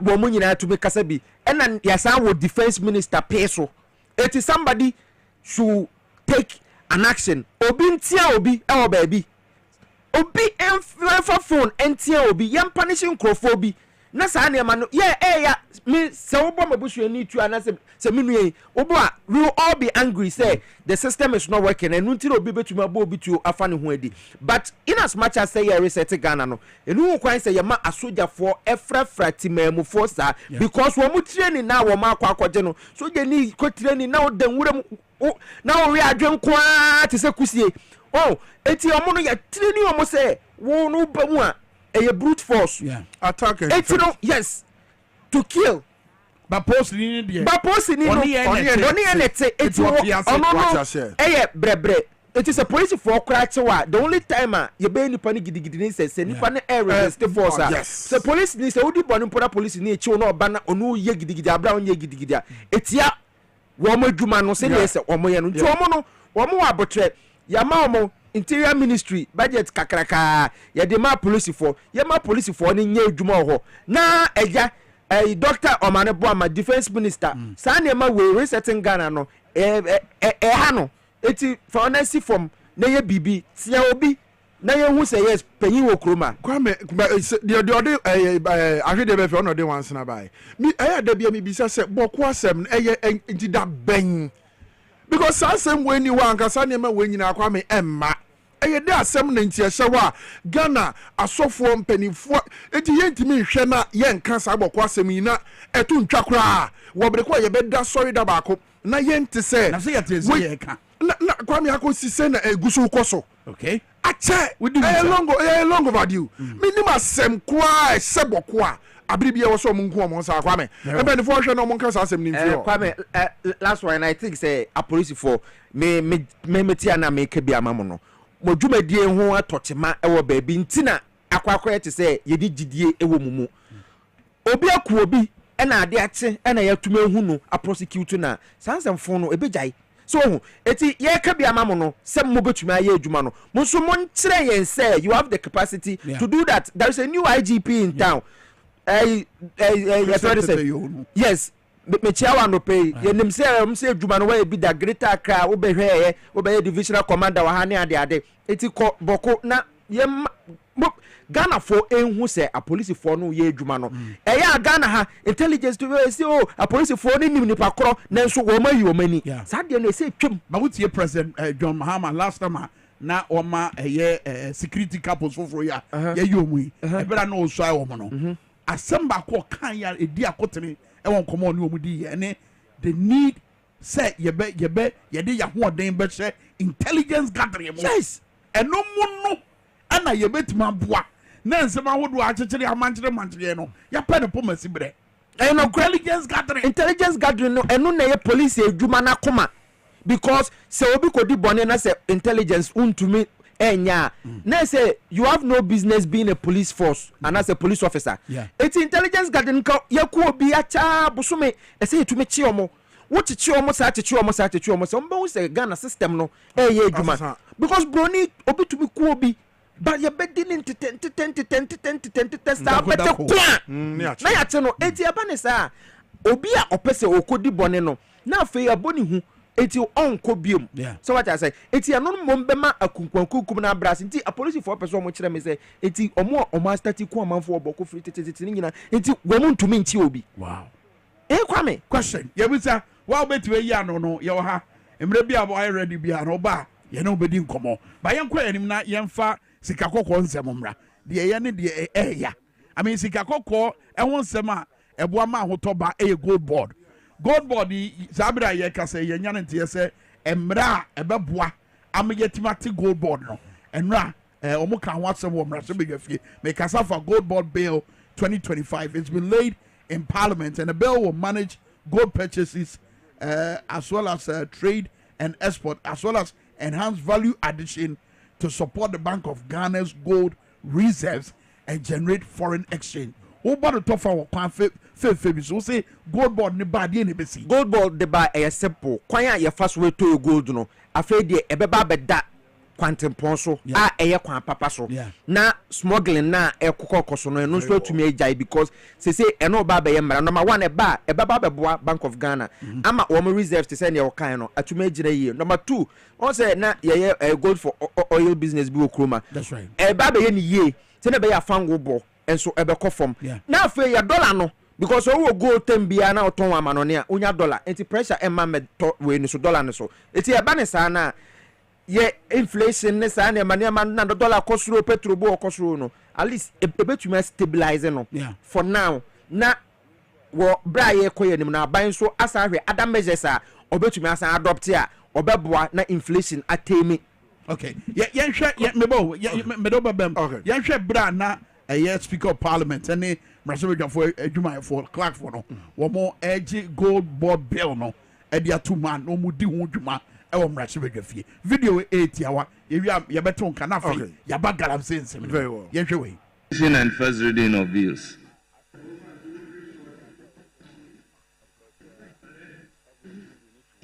An act to establish the Ghana Gold Board to oversee, monitor and undertake the buying, selling and export of gold, promotes value addition to the gold resources to the country and the responsible sourcing of gold, support and accumulation of gold reserves by the Bank of Ghana, generate foreign exchange and provide for related matters. Honourable members, the Ghana Gold Board Bill 2025 is presented and read for the first time and accordingly referred to the Finance Committee for consideration and reports. All right, for the first time, no, Ghana Gold Board Bill 2025, yakan na omobe money ediama a Finance Committee, no, yes, na consideration akoso na fomo do mama ne bo aba plenary hall. Very well. Kwame, Gold Board said ye dey akomra shebedwami. Unu say nya ban initiative a. If you small scale miners no. Because no mo sha, omo tuom gold na. E to da bia wo mo edi animu ba no. Yasema bi fi Dubai, UK, America. Countries are Turkey, countries here gold no. Obia so ba omo mom kuto omo price. It's way £1 we say 2,500, £1 way by 2,300, £1 way by 2,000. It's enyina faako. Na fe oma di gold no fofofo. Na omo wie nso a anka omo de befa kwan paso na anka omo tua ho tax na omo ntimi omo nya saade no. Na omo de afa kwati kwan so asan de kom krom akọji sanfa so no nyina afi ho. Nti small scale miners na si omo adwene pise da bi. Sɛ nka foreigners ebenya sanfa so yi dia. Yen kan try buy so anti gold board man. Se see yen nyina yetu yen gold na ye de be ma buy no. Na nti ufi Turkey na wo ba, ufi UK na wo ba, ufi America, ufi Ifa na wo ba. Ghana ban pe na betimi aton gold na ma wo. Eju be ba yen ya say yen price e da so de da. Uton so ye be make sure say utua ho tax, utua ho bibi e sefata na ya gisika na guwa. Because omo beto gold bebre any license jom be omo fa kwati kwan so e beto gold me free this illegal miners you are small scale miners you are no was fa kwati kwan so e the gold na free Kwame ye poso Ghana poso boat enam so ni we no ene ma ye no Kwame you have no idea it's gold board me say am the pa ya no say da bi abane beje Ghana gold is Canada what would you say janda I just say Japan sano madwe yo thank you that what you say Japan small scale miners na na say ye gold no say ye pesa ban ye de ma na otoma yen it's a very surprise na ni ahead your best son atwitwa mini bi asuro say that say because oda na pejality say onim so bi beba betwa ni eti omo no ne na ewo mu trim na na omo de Japan ba no omo ti gold board no omo dwen say eye no but you see say eba ade ba ko so ebetumi aboa ne say ye streamline enema yie na say gold no aban tumi nya ni nyina na aban na eto a say see how beton gold a unya gold no he and also kwa question no who on craft out the small scale mining and now we company a we large scale mining o kromana ti aba sa galamsey no so eto be brass because when you are selling certain quantum of gold and now the back ya hwe udi free hi na eba enti ano no so betuma aboa ama galamsey no so ehwo atumi ate because ye wajo ama eye campaign no se minus mo ha on sen e no ti ni group women mines for ebe kasa no mo call around the country na omo hu say eno ebetuma aboa mo so say ohwe a say women say me jemfishie bia e omo e na e preach actually Ghana for say the gold board is good so I think say e ya de ba ko a so much thinking ekomo a eno ebetumi aboa ama oman yesika sem no ntotoye no eso ebetumi akoye bagalamsey ne de yebam yenwuram sisi tew we yebewie sisi yentie honorable ama Kofi Bua e was strategy foforo bia wo say wo de toto akwan mu e de deal with galamsey ye ba be review strategy no na yen so ya dwenchira ye wo no ye de attach ni ahwese eno na be ye adwuma because baby a ya dante abedru no as ye twa ye ho frede dodo eno ba ku bia ode be hwi mu kura kire say Woma ye issue license ahodo mo from December 7 saa besi saa bre ya yajeje fisenya kwampa so eno mo fae no question ni say na de na kire say wabra ye revoke mo license no wo mo fa akiri Adian ya be dia monitor omo. Ebi asipe o. Yetie Honorable Ama Kofi Bua. The latest strategy in the fight against Galamsey, you know. Seizures so far made include 25 champagne equipment, 56 excavators, 2 payloaders, 3 bulldozers, 3 pickup trucks, 7 pumping machines, 4 pump action rifles, among others. In addition, a total of 18 persons have so far been arrested and handed over to the police for prosecution. Mr. Speaker, the ministry has also undertaken engagement with key stakeholders, including members of parliament, chiefs and traditional authorities, civil society, key voices, to seek their views and support in tackling this menace. As part of His Excellency President Mahamad's 120-day social contract with the people of Ghana, my ministry has worked closely with the Attorney General and the Ministry of Environment, Science and Technology to amend LI 2462 to ban further mining in forest reserve. So the whole mining scheme is going to change. We have also laid out a technical review, licensing review committee that is going to review all small-scale mining licenses that has been issued. We've also effective this morning, based on the report we have, revoked all licenses that were issued December 7th. Okay, 18 licenses revoked. Sounds like blue water. Yes, initiative task force. I know swap on to ma and a face no man who do order to acquire and only a quanfo for all faso. Eddie Galamsey Hojuma. Kwame. Ebetumi afa se ye adwen se ye pese fa ebetumi afa ba kroma no ye hu bi pen ena se asrewa agege ne bagro na oyi nani to nchen a enye se wo ma no wantira ehunu bi pen ti ena asrewa ebeye sa so the honorable minister no yenjai se yese forestry commission nam ha na land ministry nam ha na EPA nam ha se wo nyina e kabom minim se they work hand in hand there any minerals commission na yenhunu se obi ba beje license a na sase ne dahe concession nye se politician bi akwa kogie kire na wagi di chim na wo turn no tot edi ma amanfo se muntungum because abani say yi obi ti ba bia e calculation na ade we ya ye ba be ye ebia obi ekwa kodidi wo ho anase ebia mi sika bia menya week no kwa me so gold sika so eba bumbum pa ho eno no every week bia na wo je say because what to amanfo agum Operation Vanguard for koi ekone namye se wo moya asoja for papa se wo monya asoja for papa me ko takwa abo so ya kire me bebia na wo mu cheska se haya na no betre chesko ya kire me e ma manfo di adanse se ye ba wo ho a se wo ye small scale mining na ye legal ye tumi class se wo gold ubisa Michael Pepra obeka kire wo eti team we no ye define omumodus operandi ni ye no one small scale miners no entrance because small scale miners no womunim Galamsey for womun ni omo eneti nwure monti se minister udi anim na aka se small scale miners nko kire wo bebe Galamsey won be kire wo ni nyina say asimasi site na asimasi including MPP executives a na wo mutu Galamsey wo Pristia eni bogoso ni asankregwa ni manso amemfi enye bia na national security bu amia yi say okatache free for boss say Samara boy hono woni momo mutata Galamsey echi ya friend na yebisebise se ebia ni eno na oka no me ebia ni eti no yen define wo madwuma no clear guidelines yen hu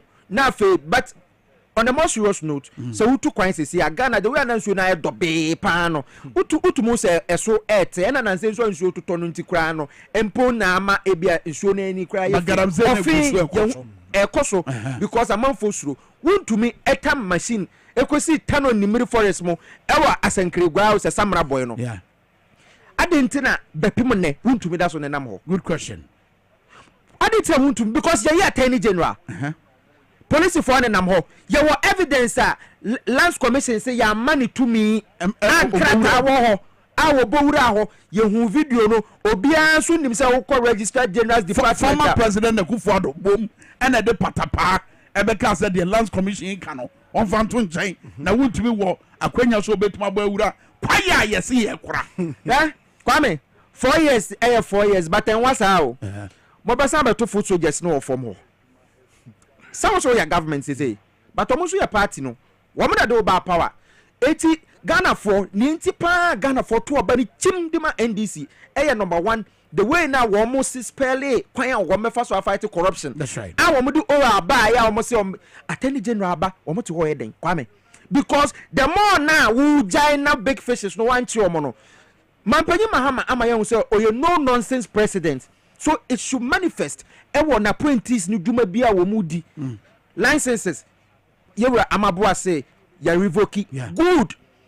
Ya the task force say good. Ye chi omo na yenkoye mrana sa mrana e parliament ye say 10 meters pena untumi e mine mbensuo na 10 meters 10 meters say kwame 10 meters hani ha yawo enti nipa na wo say onye mining but 10 meters wo say no ono no nsuo no ohu nsuo no so bebo na dwuma no ti sa mrana yensesemu ena hwa penalty point obi a wo to gold a Kwame so the excavator is sikrum na se gold no asase no mo de pa Kwame obetuma nya 100,000 a day o na sa ni pay na wa che no na de na kokota wo se ma fine no 2,500 does it make sense Obrembo Kwame na UPSC kam ora no ho asem no meba ho but ma menhwe Galamsey ne ho asem ansa honorable Emmanuel Amakofibo Lands and Natural Resources Minister Isesele John Dramani Mama this ejuma we man na ho keka Kwame asome ni yie pa nemo baby e wo sign day fa no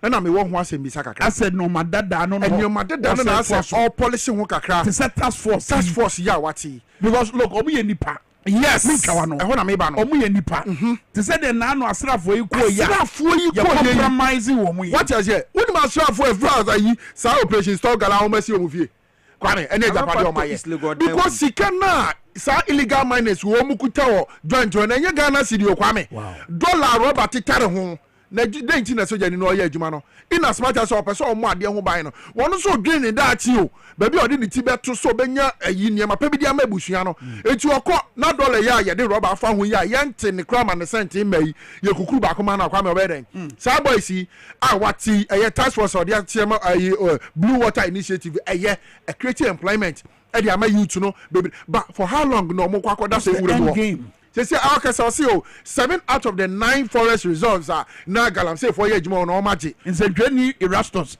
as our dog what Kwame ye wo krom ha ana abanye atwam ko ACZ excavator 500 ni nyina yirai Kwame excavator nipa 1000 kwa nyina wo mutime ma ba koso and so excavator 500 MPP abanye CZ ye wo breko na omo ye operation stop gala ni nyina yirai ama ekire ye hu se Galamsey nsuo akobopum Galamsey nsuo abawura kodivu a wo mu nsuo mu Kwame enti ye mu bidie gidie wo ma honorable you na Amakofibo ano Kwame ye wo so yie pa na mom da all strategy na all policy ho no so therefore na omo ye adwuma every month kura kakra ba no then ko si ye ene mabunu a so mahu bet twa ne niema ye sade omo kokoto to society so then ebetima ba say yentimi makwan so what should be the approach you say Kwame approach ni say ye chiga say na PSA ka no Kwame then je na wachi obi o Galamsey na na kokoto na ka chense 2,500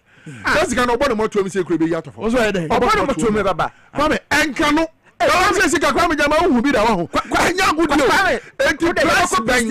price ben na da ho ma obi o ye illegal man ye be che no oyene ye tumi tam bag say o favor so me bag no ye be bie su say sika nko a na wo soja ni ba ko ye de ma say o ma yenye na excavator nso ba ko si forest mo a one day nko a obetumi clear be say 50 acres o Kwame excavator ba now this is 1 gallon say yes saying ubeko no nyonko ekra 300 yakobusha na ubeko bi san 2,500 Kwame obiye no mawro mi say na yato obeto so enti price ye tew sesesi a wo ye Galamsey ya omo nkan kire ye asotwe be ne da ho ma and this abandon so nkai say for the first time I hear koto aba environmental issue issue edi akotene wono ma amanfo gina so de to aba so Galamsey nsam no hia amanfo Kwame hia amanfo na Kwame wote yi say ka se kransuo fira brochire ba te say ne amanfo biti Lagos na omo kransuo ba utia omo wo mo ka mu a nsuo omo no menye Ghana ha na ye no say Ghana Water Company Limited me of bi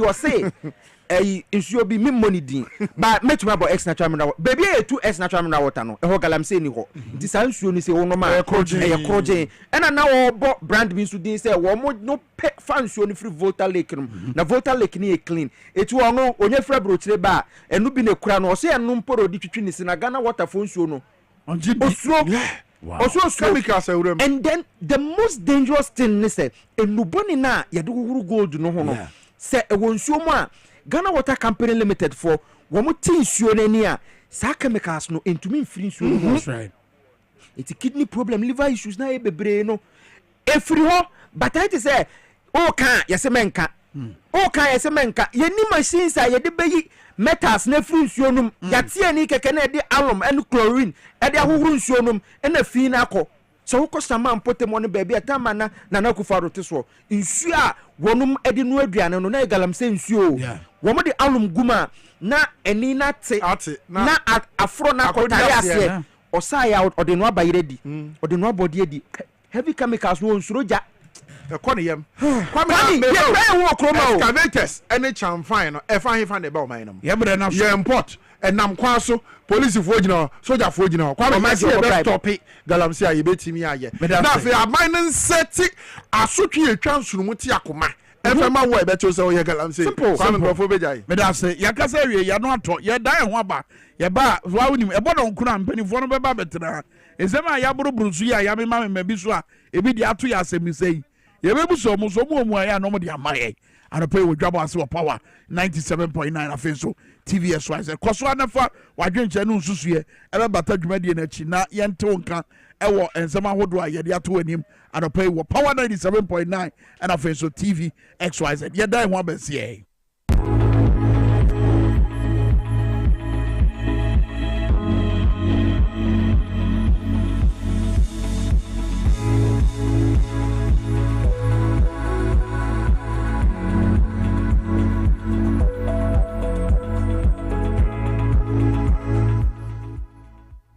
Mamina was say enano pay na memfa enchiasronko emfi True World Pharmaceutical Company Limited ema yahwefo ni yetifo mama yakase True World Pharmaceutical eye company kase a yakwakofa enu papa ede free India Ghana mu ha ebo adwuma na ebo amanfo yenno ni nyina eye no bi a Food and Drugs Authority aye nhwehwemu ede afa yenno ni nyina ho agya tomu se yenno no eye papa ebo adwuma enti Ghana for emfanse wo mo ho yare enu aye de abadwaman so no edoso na mum ene ye brani sa enti mesero se ubeyi wasom ye na mabobo no kakra ne ne nyare a esa ye kono ye koyenim no me de telephone number ne betudwa ebia na matimi acheche yare mu sania wo hwehwe no ebia na ebreso nti yentumi ankasa amfa yare ho a na eno nchese ye ni wadru wo fa ye telephone number no na ye di nkomo a na nanom so oton yare a na unya no wadru edru ba kwa medical yakasa fa ho True World Vision Capsules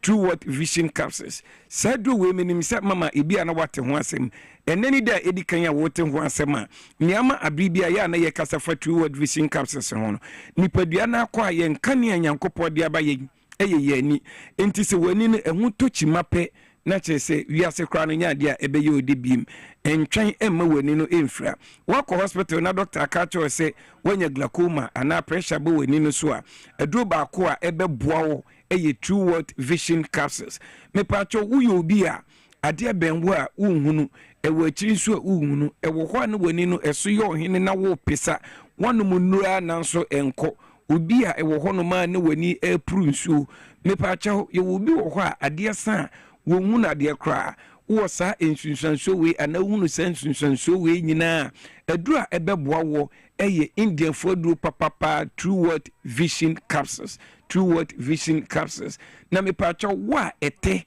esi wani so ne potoka se me yeka ne cataract no ete esi wani so a me pacho ete ne esi ani no so a ehya ase efifi ketekete enkakra na ete ne yekese na ekata wani kosua lens no so wotena se ya hwe ha na ete ne kata wani kosua lens ne nyina so a automatically abu wani fra no me pacho entena se ntwen emma wani no emfra eniyari bia wo eni nsunsanso bia uhunu no me pacho eduro ba kwa ebebo na ebo adwuma ɛyɛ True World Vision capsules a ɛyɛ India fodo papa me pacho ɛyɛ capsules na woji a na wakai na waje True World yɛduru a ɛyɛ powder no stem cell True World stem cell no ɛni aduru a ɛyɛ powder no onuma na wakai na waje ɛno nso bi aka ho afei ma me nkasa mfa yɛduru a yɛfrɛ ne joint fortis me pacho uyo obi a waposo ohuna nyina ɛyɛ ɔyɛ okotodwe emututu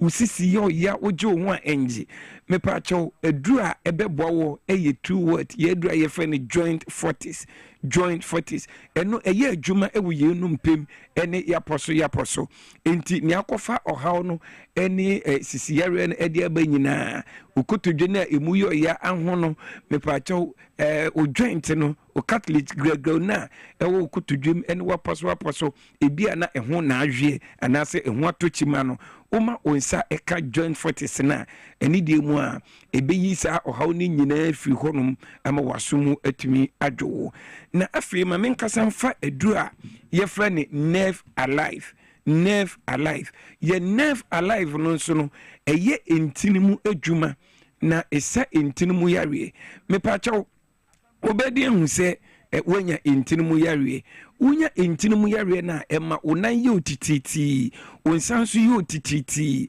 mepakyɛw obi wɔ hɔ a sɛ wɔfa ade a ɛhye ana ade a ɛnwunu ice block ana so wɔde ne nsa to nsuo hyɛ mu pa wonya feelings bia wonya atenka bia sɛ waso ade a ɛnwunu ana sɛ ade a emu ɛhye obi wɔ hɔ a wɔnante a na yɛsɛ ne namu afiri mfifiri anaasɛ ne nsɛm nyinaa ɛfiri mfifiri ɛwɔ hɔ a na yɛsɛ paneɛ bi ɛwowɔ ne namu anaasɛ ne nsɛm mepaakyɛw wohu saa nsunsuansuo wei nyinaa na ɛkasa kyerɛ sɛ woanya ntini mu yareɛ afei obi nso wɔ hɔ a wonya ntini mu yareɛ no a ɛma woyɛ bɛrima a utimi nya enemu mmerɛ obema no emutimi yɛ mmerɛ utimi nya sisiyareɛ ensunsuanso no dɔɔso na mum yɛbrɛ no ɛnɛ yɛbrɛ ni swa ebi a na mantimi amɔ yareɛ so True World Pharmaceutical Indian fo nnuro ahodo a yɛde abadwaman so no dɔɔso minim yare a ɛtete wɔ enu amabubo so yi ebi a na upedi atɔ bɔmɔden na fa yɛn contact number no na baabi a wo bia no yɛbɛkyerɛ pharmacy drugstore anaasɛ herbal shop a ɛbɛnwa wobɛtumi anya yɛduro no bi atɔ wobɛfrɛ yɛn ɛwɔ 0558 724 302 0558 724 302 0558 724 302 and 0595 58 2628 059 558 2628 059 558 2628 ufre number we mu bia me pacho ne opese uhunu edifa yendo no ho ba bia wo a wote yenka efri yare bia edu nya esan ebrenti yentimi ammo oyare no so nyina no me pacho yebenya ntoboase doctors ne nurses a wo mu wo True World Pharmaceutical Company Limited ebenya ho abotre na ye ni wodi nkomo na ba bia wo bia Ghana fa na ba bia yetumi abomodien ama wo nsa aka yendo ni bi.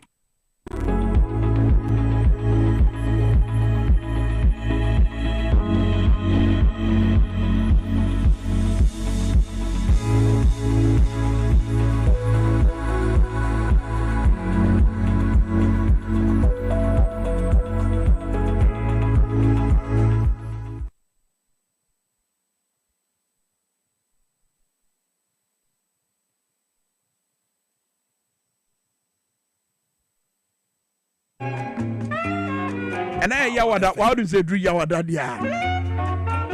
Not Mama BC, but Tenassi say, and now I want to say, Mama Piley for so, and what's our better than in China, or want to one what can you know, one what done Nipa Bako, it's Mama BC Piley, and I better than you. It's a better than car. But I didn't know Zuzu, because I thought you ready in that was the Kako day, and I made Sika Kokoda. Mimi Sika Kokoda. Power FM. My beautiful Mrs. Kwame Minkah. Happy birthday in Komabio. Yeah. Mama pie leaf, abetina say, young pie leaf from Komono, and so one pay. Mama, let's say. Erade adom na wo so e. Nyame na daromo. Watade ye me fa pa. Me da se pa. Asa wo ni Desmond so amo hye ho. Wo da hwa atade na husuo no. Na ye be ne den. Ye wo Ghana man ti de.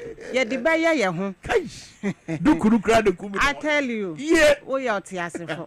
Nyame hira. Madam Piley. Edi na kwa anope. Anope da ya. Na ne me de wo mu ni se adanse aba wo Piley ni BC ho. Na Piley no me say apomodin suafo panyi bi. Yeka PNO a oye panyi waji Piley no atumu ama me se enra adanse. Wow. Mama nyame hira anope. Wow. Enti se onumpo adi Piley ho adanse a papa entwentwen so. Si aka Piley ointment ne tablet say enetie ointment ni na ne tablet ni. Eye koko edru. Koko ho adwuma na eye broni beka se pulse anase hemorrhage. Se eno kwa na dokoro wo mfie bebre ni aye ohaw aye kwadanda aye dadwene me se ene ye wo last stop. What a Piley ointment ne tablet nkan entwentwen so. Emre ni ho maye fa ye number no na etwa gu me di bi ka ho ama 05985530075 and 055266771 van anase car enam krom no frɛ no obeje wo so ntempa no o ti trotro ni me se to bo ase na ye ntimi twa number mate number no me sent mu bi fa wo tworo dua eye 5059 855 3075 and 055266771 and near odiko aman so anase mia no or car onam or ordinam enti friend one number is 059 3107 friend no beje wo so ntempa senia na make no me se koko broni bekasa pulse anase hemorrhage eno na tete wo eno na edokoro wo eno na ye okodanda adwendwene ene asa etu atwa me se ya enwino emfie dudu a adi eduro bi chen eduro bi echen eduro bi na eduro na chen ne yonko no eno ane Piley ointment ne tablet Piley eye anwawade eye internal ene external broni kasa internal na external enye word bi eye hu biara yesi ne eye wo wumu ne wo wumu no ebeyi na efiri ho na yesa piepie wa abonten no ebeyi efiri ho ne ehu ene se ne apie wo woto no ebeja we yawo woto sabi woto bebia wo ja wa nan eho obehyew eho obehuhu ebeja umojatu na moja eno na ye yenkwa wo emoja ni umu a sabi yenkosa nsuo emfans ma wo sagenom na replacing moja no way enya adwuma enti entwen ma moja entu koko eyare ehu se enya mesoe wa eya wo sa wo yoga mpacho dani wani ebehwe Piley ointment ne tablet minimum ni America adro no eyen hababa na ye de ye Kwame Pharmaceuticals Limited nyame nhira papa yi oso odi promo atoso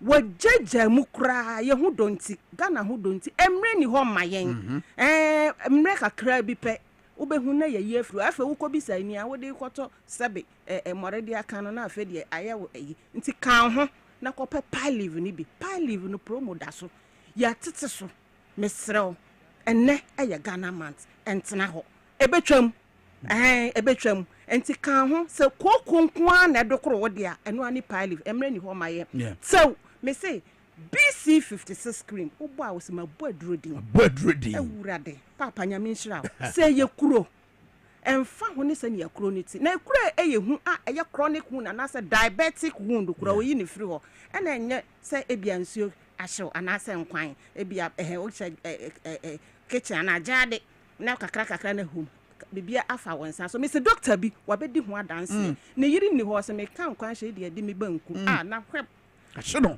ode kan ya osimama bisi aduremi ameba ha no na mabeka ho asa me ye doctor na me nim aduro mu na we de edutwam it is a bibi shiwa na the ointment no aye ho papa wow mom pumpunja sabon pumpunja kra fa ye so empa no nya sabe ye kuru kese so for those of you who don't know pumpunja ne blisters right that's it blisters just me burn down wow just school oh me anwe ya anu ntina me sim pumpunja more fire that's it nti se a friend is saying ekuro ekuro emfa ho ni mfiadi wo de fa bisi yeso wa wo behu na bonus e wo mu a India papa no ahweda aduan haban ma na de aya eye bonus e wo mu na papa nyame nhira wo de yeso a enya wetwa abroni be kasa ska awurade eye brofo eye kasa sa ska no I tell you sa kotwa no eye kasa me se bisi se o de be yeso wo de be yeso nkwada wo so na wo de tu adaka mu a enya adwuma na mmom wo de ye kuro no nko aso de ya wo boa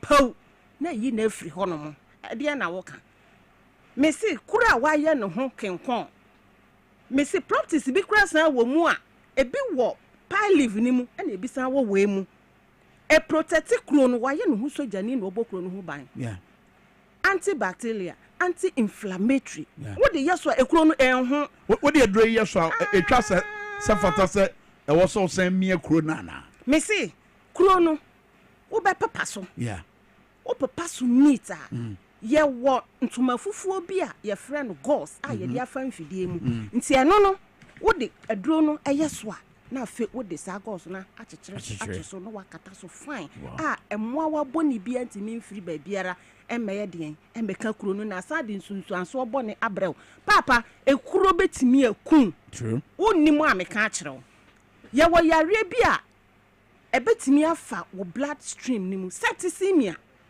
ma memra form a infection of the blood stream enti se kuro ye na wampe ho asem anka na moawa no fam na ekowura wo mogya ma me se kuro timi ye obi a wampe ho asem anka sabe na agya na kasa obeka say sabe yenua no moya hwifui papa misi mi kirekire mu adaje beboye ekuro ye wa pe ho asem ka na wanhwe yi a ubegya wabusua ho akodi ba bi foforo no na ye mpe no nkwala wo ho se wenya wo ma de ahwe wo mo emakuro ma wonya nkwala no ho misi fa namba no emre ni ho ma ye na frɛ yen bebia wo biara bowura pharmacy biara pharmacy bi wo Kumase Stanley Pharma and Medical Supply omo namba ni misi frɛ omo 053 06 70016 from Sesia enkra ha ukotudu kalmedo wo hono mo chese ba bia pharmacy bia menka bi na magya bi na ye de foforo ba akwa abeka ho odi Two Fields Wellness owo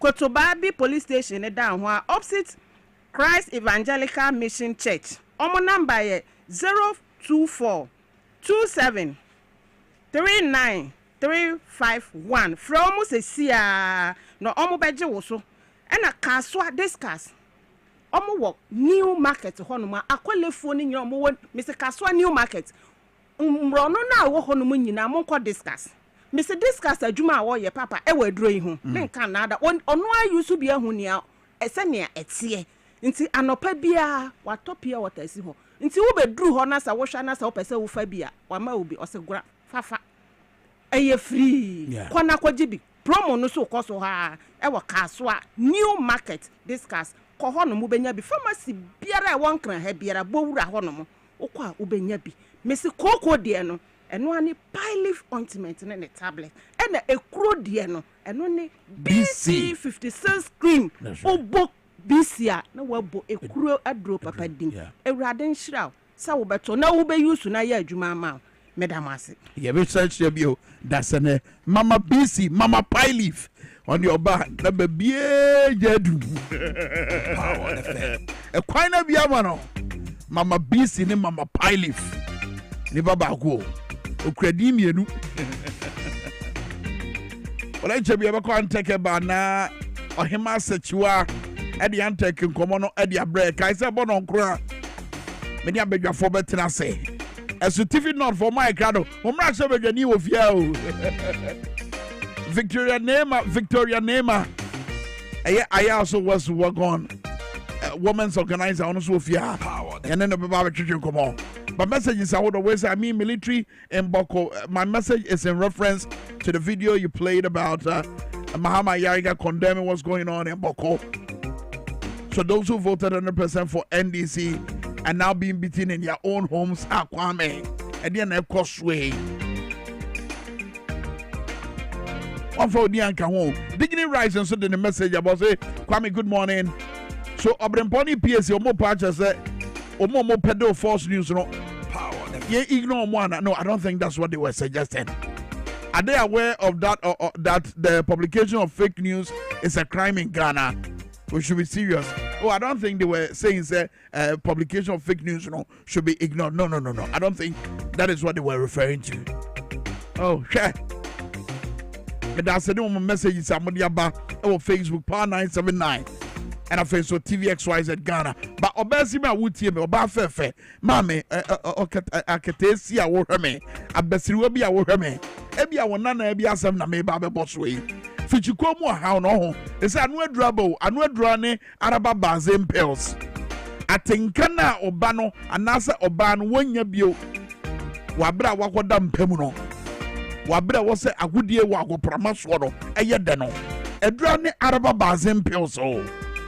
Obo fichiko mu akwantuo no eya na eden say ne de no mp menstrual flow ne ma ebi so de ba pa ebi so de to sisi what you say when nyina no nya aba bazem pills a ebedi aboa wo okojukad pharmacy kaswa tigo office enchemu ha on sabeka biato pharmacy wo kaswa Unicom chemist on Madam Junction also chemicals wa dabraka ekus pharmacy wa Sherman and pharmaceutical shops ahodwa ewo Okaishi drug lane bawura ho na won sabeka araba bazem pills ya Kulungana limited aye wodi abadwama so ibiato open the Kesian Park Kulungana limited ewo East Legon a Champion Junction ubetwa from 0244 139176 and 0204 139176 afa 027 4139 Kulungana limited na edro papa yaba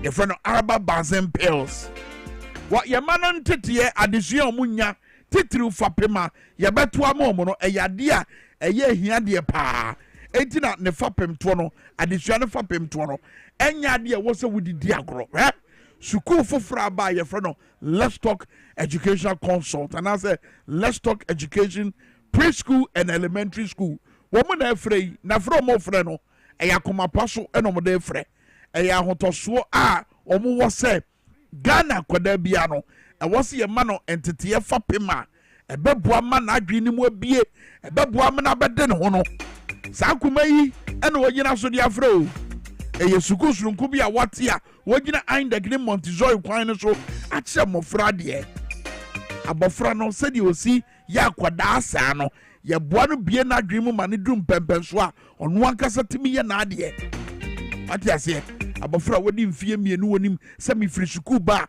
me roma taade a na efi a me mfa nkogu laundry box nim ana laundry basket nim ono ankasa nim se de esi kwaya ne bia ye pepa ye to sa no man ketenkete na ye ya na yen time for ya adwen ko no eno na se nkora ne ye gya mo mo nyini a no mo ye wo no ma basa no eno na de indiscipline eba mama hodo mu no. But Let's Talk Education Consult here. Sanoma we want to na say.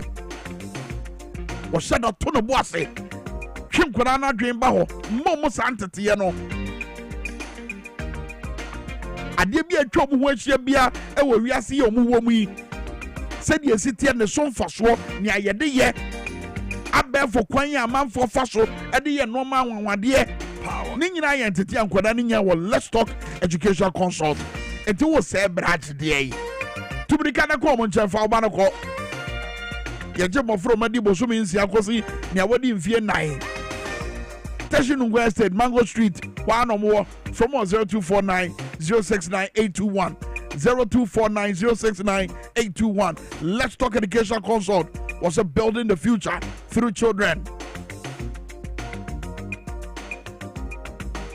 Was onyanya wa ene mama onya wa say also the tamfo kese pa eye haxa mixture and the capsules so onyam pe bi ntoya ko pa bi tonenom say also betena so na je wa brabo na boso na ma wonya wo no ma se de na no na wutumi ye na me say wo de ane haxa mixture and the capsules all senti wo didi abuei when didi abuei all senti okoya ne bia na wo yam hyeso say wo suro say wanhwa wo moja nyina na epia ba okoya ne bia na moja no ne wo sabia na dia fra oh mama kafra obesi makafra wo yam nyina ye cheko obo ade bi hyeso obo wo fu nyina ye kapu ɛna adeɛ bi abɛhyehyɛ ɔbo ama ɔbo nyinaa ayɛ kyɛkoo wɔkye paa no so yɛ wo ya ɛnɔma wɔ nyinaa ɔsa ne suban no bi no o wodidi a wote yaw wɔanidi nso a wote yaw na wo yɛfuru mu tutu na twitwiw sɛ yaa wɔde ane ɔsa tamfo haxa mixture ne capsules woni mfie du mmienu adure wo nka ho apemfo nka adure yi ho ɔba abɔfra tua wo nofoa no adure wo nka ho leading pharmacies ne herbal shops a ɛwɔ ɔman no mu nyinaa wobɔ wura mu a ɔsa tamfo adure wo nsa bɛka bi atɔ haxa mixture ne capsules Okaichi Drug Lane, Repatch Ventures, Hallows Herbal, and a face of Medina, a card pharmacy, Tema, a Little George Health Shop, and a face of Kaswa, a Jucard Pharmacy, and to form it to offer 0240 238 310 and a 0203 822 855. Haxa Mixture and the Castles, and you also Tamfuangasa. Come on. Dwaboase Power 97.9, Power 979, Facebook Live. Kwaswana for messages in the brand making kind. I'm a saying in Atonka. What Mary Moses Clinic and Herbal Center, Nientia, Dana Daniel, I'm a bomb with the and Namamusun is there. Over the past 31 years, what my Ghana Hana, Womobaye, and you more mood yenane, Yadio Musenginano, Yantu Muwas and one in da. Say also, prostate disorders are or better. Was say wasem fuck down mo ombetenete say ye typhoid fever say ye malaria say ye stroke bi mubu yade say ye mpamunsa yade oba ne be ma warefo mo peba munya ba amachire ko ba bi ne ye dwodo oba no na be ma no so ye dwodo no e wo se saade ne nyina no brase sa no be brase abawura Moses Clinic and Herbal Center Bishop Chakwa wa dental barrier wo the post station no ne die ne mu hwe ASL Dankasianim Ghana Highway Authority yard na and Accra Ministries a Jekodo one school for the deaf no and a DNA Mushe Kumasi the Ahinema Kokobian or from Moses Clinic and Herbal Center I was 0244 068447 0244 068447 na dear the crowd wom crown is a wajina Ceylon cinnamon so Eddie Moses garlic capsules aba when you drona a raw with the anima a raw poma a beye bambo bi wo wopom see ya de ho kwan e ma hoden foforo bi e be raw with the muma wo de ho eti ya de bi antimi e boost immune system no e ma wo gira brane e sanso yi feeling kekawa e de free moja anim na nkofa pompone ensisie nuoma bi ambetaretale wanim ne ya de boni bi ambe frofro wabrabo kope Ceylon cinnamon adroya nubaya yegina so dia ye Moses garlic capsules kope bitone nom pharmaceutical shop ne herbal shop bia bekombia udra also pe Moses garlic capsules unsabeke biato wo mo number ni 0244 068447 0244 068447 Moses Clinic and Herbal Center.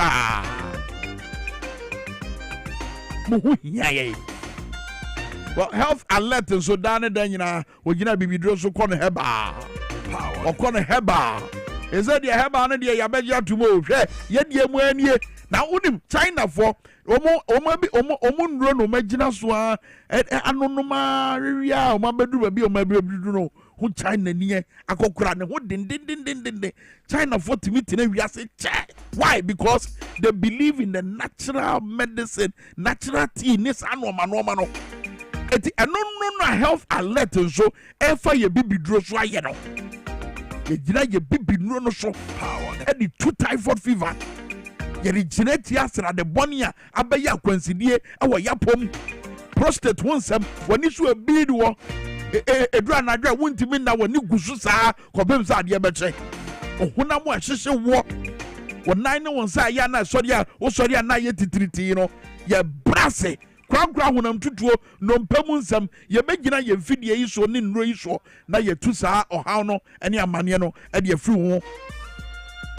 Come and experience our sonar machine there which detoxifies your body and after so massage ni physio so ye bi wo ho sanso na ye laboratory services ye de bia ye be ye adwense ye behwe bia no ne ye dika hwe osabie mu ojunsuo mu ya hwehwe mahunu se no ye de ni ye ni apano adura ma ho adwada kosi fiada health alert na say efra no pa no nso kosi anwumrebre mu no num hwemachi akwa Medina kaswa poku ase ashaman and atakrade eho nyina wo mon krabata ni bi wo from 0242518893 and 0242518865 health alert na dane den nyina ye kono heba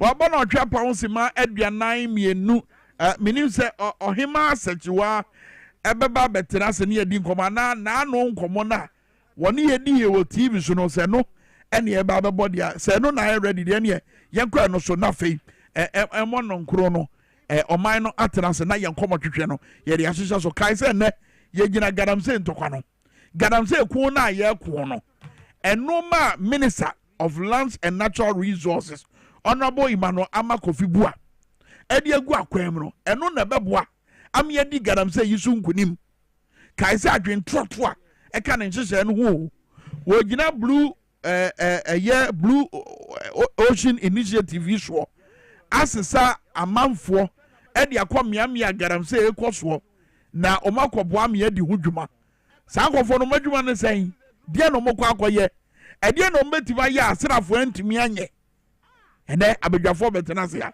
ye no mo bewura sa nkomonim na yetimi edi sa nkon basabre ye nna ne homra ye ba enkan ne ye de to aso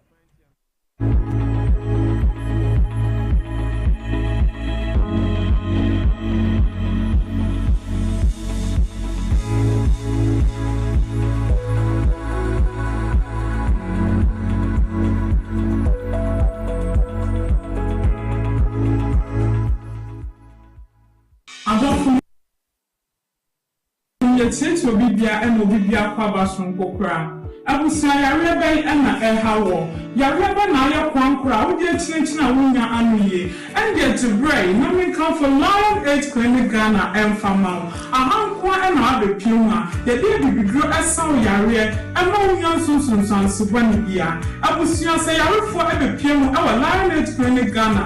Dr. Biodo Amudra Senior Hofamason Kokra, and a show Yare for no Emma Botono. Abusia say Uba Be Puma Haseya. Yes, sir, and Nambi are able to say syphilis, gonorrhea, candidiasis, the Alipa do not see a friend of Haitano. Ye are public and won't ever have say. Abusia, we are Bema, who was in any more, wouldn't see me why you might and you know more careful now. Lion 8 Clinic Zebra, not a big draw, and I will now so say Bema Mapa. So also so your bar, and that's how I reform, the Babu Yabi. Much now bread, Rabbi Piemo, our Lion 8 Clinic Ghana, now the table for soon, I will fear. I don't follow motion me, Mosun for Profiti. A break a crane me yare, Anna Medaho. Madame Fubiban and Chen may introduce you Lion 8 Clinic Ghana man. Let me 2 on a mono, the coy and the motion, a moment do, and let me want to me to wow, Shemia, when he does was. The Camphor Line Clinic Ghana mouse, and Sutwana Mobra, Nabunya Wayarsa. Salam alaikum. Najo don't go Sibitini. I'm not sure when the Razorishi Yaga Antriti Nanasa Musonki. Mr. Do one day zo Musumi Duka. The Yuko Kari Zona one or Sibitinga. That this Musonki, the Sonki Kuma Kodi, by one charge. Insha Allah, that's Musonki. Hello everyone, my name is Dr. Maxwell Aziz Mensah. I'm the founder and senior doctor of Lion 8 Clinic Ghana. Our mission is to provide you with exceptional herbal medicine treatment and holistic healthcare to all our patients. With our team of dedicated staff and innovative treatment, we are here to support you to becoming a healthier you. Thank you for trusting Lion 8 Clinic Ghana. Lion 8 Clinic Ghana, your #1 healthcare expert.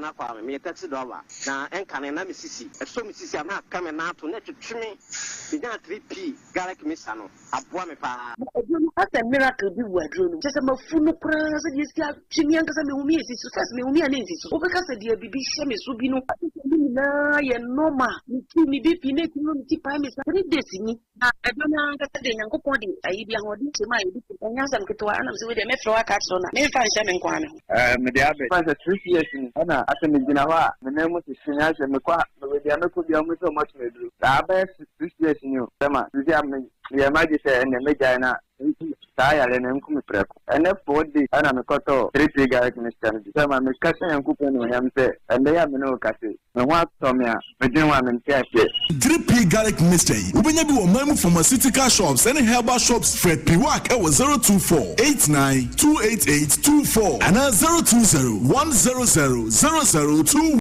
High Sense Kitchen Appliances. Imagine no ayamre. So we have breakfast anopa. Ube here High Sense juicer, High Sense toaster. Opesa o mixing. Ube here High Sense blender, hand mixer. Oh no more. High Sense rice cooker. So open your share. And you know. High Sense water dispenser. Any kettle. Where do you need to opesa kanishi? A High Sense microwave. Opesa chia the intentum so dear. High Sense air fryer. Now person steamer dear. Anyway, High Sense steamer. Use High Sense vacuum cleaner. Who from Chensi ni musun tempa. High Sense dishwasher. Atadie dear betumi ayefe. High Sense iron. About knitting in the camera.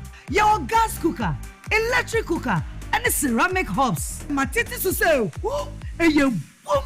Everything 28th March, I come from 8th April, and your High Sense kitchen appliance promo. High Sense acquired about 5 years manufacturer defect warranty. High Sense, everyday prices for everyday people.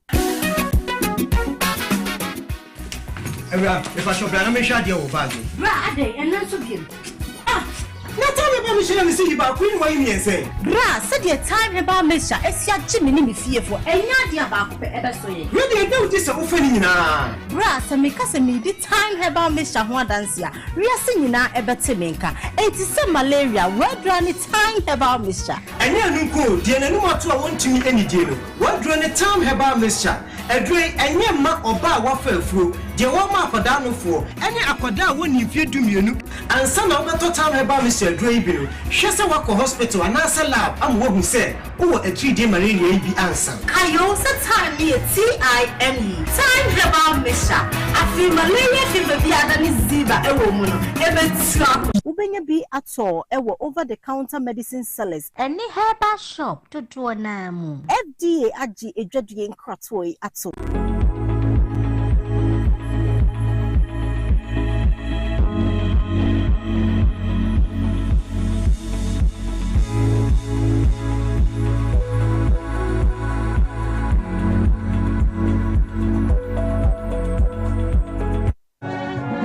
That's right. I TV XYZ and Facebook Power 97.9, Power 97 now Facebook Live and Facebook TV XYZ Ghana. Well, HBiano or minor Atenase HFA with Media so Ebabana Yene Yabeja for Atenase na Yedin Komo and Ope Basabe Yanko Antekeba na Oba Sechua Ba Fefe Sono Sechua Wabra Bono Chapa on Simedu Num Yeneno Entry Komo Enfa a year Antekeba. Omundu paya omudia ba eboa na ama amanfo enya apomoden papa ba me ka obi me say sisu dia bio ogatachi afrifa obi ani ne ho adaje a wo kwachi no obi ani obi an ho adaje a na mo ga se bi esi mo apenso no sabira joma amani abere se wo reset Ghana no sabira we no oba be se adaje aye repeat mistakes am committed here in the past. Nani na reset no na se kire ne sai nani nsakra na ye to aba man no na se kire ne sai adwemboni e wo mutirim nti etira mudim ni kako social media say ene ya chikataje me wanya no kre. And the truth is what I've told you. Your checks actually say national security for efre oka abrantie say sama boy asem ya woka say wonim kofo a wo mu chekira wo mu ye garamse no sa dance die no fabra because garamse kun President Mahama ban any abre say opeso twas here opeso deal with that menace no sa menace na say yensuo say yensase no e de o man ko say no Opposed to dealing with it once and for all. So let nobody deceive you. And I was even surprised. Say up on your market or your minority leader. Say up on your market, sir, post the whole social media. No, say you post a Brabantine Becca. Because it puts you in a bad light. If when you travel on and yet. Now, instances are what cite here as example. What they just say, NDC for you tolerant. No, those instances, I'm just wondering, are you by this suggestion say who endorse so the Abronya DC Kafa a sitting president or no? Do you endorse it? Those instances, who endorse so? Now who plenty her brofufumbi out there. Oh, I know they are from and so they are a two found, but we know and no pedigree no ain't ya. You better not see a ding come up. What about mine? Atenas in less than 8 minutes. But Saturday, or him as such, you have Tenasia, Yako Antekeba. Na Yakudi, a Honsu Gomo. I go or to fire. I saw for us all. Yeah. Jandam hene. But I say, we say I quite so too far above one. And Anti-Galamsey Center. Anti-Galamsey Center, you know. You do be this Spanish. Yes. Anna. And one no. And no panso. And no papa. No free and Cassia Habani and Nubrim. Now your doctor penny a penny enti. Wakofa in Fidie. Akwasiboni ayema body nyansa pe ate ho ssɛ aduro anase de niam fam na na wie be ye aduro a aduro na ho den emukɔ epagya na eboa sɛ de be ya obo ade ne pa ode ama yɛse fanse ho yare no ye be krasa ho den no ekoduru sɛ beduru nipa yam enu nti sɛ wo hwɛ ye aduro a ye Spanish garlic capsules no a ya ne te se bofra ba no ade a ye de ye no so eye ade ye te se aduane a ekɔ nipadua mu a emu bie eduru ye funu mu enchekra na emu bie na adu papa na ewo mu a ebebo nipadua no akɔ wo system ni mu na ade no a ya ne te se bofra ba no a aduro ensuo no gina mu no na eno na kɔfra wo ya bia te se de wo wi aburo entete no a ewo mu a ebepie abonten se physics no na akɔfra no na eno ni nyina ba abonten abodi anya nsapanyini ekɔ nanim enti abehu se akane abomberet no ade ana egumu no etimi di nsunsanso bre nipa bi enti ye doctor ehwe enne abafu nimde kwanso no ye Spanish garlic capsules Spanish ginkgo capsules ye digu saade no mu ya eno ne tese bofra ba no ginkgo biloba no ye ahaban no green no ne de ye enti ye wie a ohunu se de tie na ani ne kwese green bi yakoye ami color bi edane de akọ black ohunu a ade na ewo mu no so kaye bia mu na ye hwie aduro na free mu a ubehu se air transparent. That's right. Emu da ho no mu a hwe ni mu ahu akire utimi hwem ti sa hwehwe ni wa ubehu abonten so eno na kire se ye doctor pani no enye aduro business na oye na mom eye aduro ayaresa ye say e wo se sabre ya mpempen so ye wo mu ye hwese ye beye aduane ewudi beye waduro na wonu meduro sa aduane okay sanso obi ti ase obedidi anopa anso obedidi ji so no meduro awia ji so no meduro anwuma ji so no meduro ebasa no odi kan no meduro anso odidi nti aduane aduro no na ba waduane ana etibika sa no meduro no mani di don hwiri bi anso na wadidi aduro na ba waduane no na yare aba na se ebi ana ena wuti hoi wunu ani di enye ebobo yare bi so ma wo mo ani ankọ ho so no anu madu papa bi te se de free Anti-Galamsey Center ya dwen ho e de abafu nim de atwetwe nnuane ne nnuaba ne atosode mu ahoden ne yakra no yiye ama na wa anom a ebe wie kire no na akoye mi hu yanka na onipa da sani bia bra wo be yare ana so beto ba ha no e na hu sese wo nko ane ye wo sempo na mu ye ntafo a na obi ada ne ba bi e wa wodi anim e ho na be hu se wodi we no hwe baby awedi wo bi etwa kanko baby awedi na atwa wo ho ahia ekekere wo nko a enkekere oni obi amom enti no obi to ncha ka cho sa media herbal medicine dia mempew enti wo manipa kro ebo waso ama wo nso wonnom but yeso uti ene okrati nsa ye hwaso nyi nteteyie me kasa isa nipa kro no wadane ne ho no ofa ekire ho no mo a wono no nya herbal medicine kra ya regulate o ono akotete nhaba ni nubra bi dudo no ono ankasa keka bom no ano ba wo no bi ene wabɔ waso adofo bibia ni wa eye kyɛn wo o maame bochia so aduane ebe na mibu no ye dro no ye de Ghana ni o ma ye nim sade ye yare tie Nyankopɔn nim ahoɔden ayewo hwehwe ye skin ayewo ɛso awia na Nyankopɔn de ma ye. That's right. Kwase broni ti enwunu mu enti ɛso wede ene Nyankopɔn de ma ye nipadua no de beboa yen eye enuane ye free yen ya ho ya saase ni mu eno na Spanish for ye de aye nunu nti odofo me say koto Spanish garlic mixture do no binom de ye nie enane sade bone ayi nsufie fru nipadua mu eboa se de be ya yare bi a esuma ebe ha immune system ama immune system na ho odin akofam na yare bone bia yare papa bia yare bia ba wo ene ye de ye nsenkyere ne ha ye titi hiti ye se ene kata aba because ya anom de o de yare bia besoa so Apollo ba ye wa Jamire kutu ba ye wa yare bia ba ye wa because immune system na kofam ama yare abo awudie mu a age so ye de opɛ no esidie nti a ye soma no obetimi asi ano kwan ene sa obenom Spanish garlic mixture e boost immune system no e ma ahoɔden akutia yare moa ahoɔden a eboa ma wo system no fight yare tu yare ase no ekosoro entron chen say yedro na ho ode ne beboa so de be ya eno ankasa be fight yare bi no esa hye nipadua na ho ode ma ema ono no timi ne yare no ko na ade yare no sunkunim na ase agina nipadua no mabɔ ho ban ama akwa Nyankopɔn de ama wo na timi ayi nadwuma yie ene say emoje ewo mu na ho ode kɔ straight timi ye niema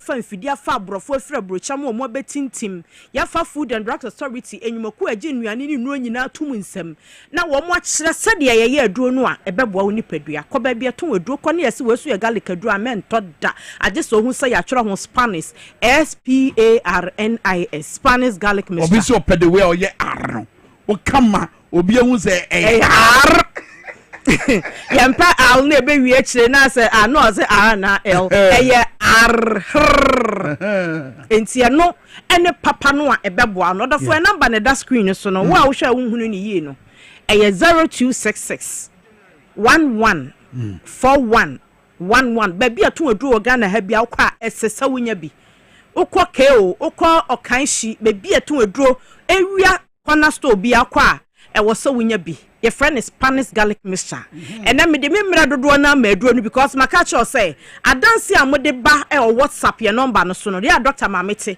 etia na ginger me de bo ha me ba hu sa ahoden na kosoro esa na mama ahoden foforo nti srawo onu ma aduro no na eye bibi ma wa no mamate natural blood thinness what garlic mu no onu mu ana ma moja ni mu aye hanti akoma ne mre emoja kwan ni mu si na sesade boni bedam ana sade boni atwa ntini ni wo hia na emia no na ye hia enti moja ni ntimi nkwa no na obi de etimi pai because te se bi balloon na yehu akoma no ohu enti wo se enya baby fa na pipe no enti ebeba wanya stroke me mpese mebo hu ana meka bibia ma wo yema hyehyew koto Spanish garlic mixture do no bi enyare ansa na wanom na wo so a wo yare no no mu a ebeboa wo fa ne sa wo supplement a abrebia do ho beto so na asiesie wo aboa wo se de ebeya de bia no ahoden ekosoro adre bo obema ma ye mre because o gaga ni nyina gina wuntini emoja ni de afusani ya na timi che brems kama enti se wo moja sema na se wo se bra wakoma ebo obo se ho no ma asade ho na me oya no bo so obema yokre ekofom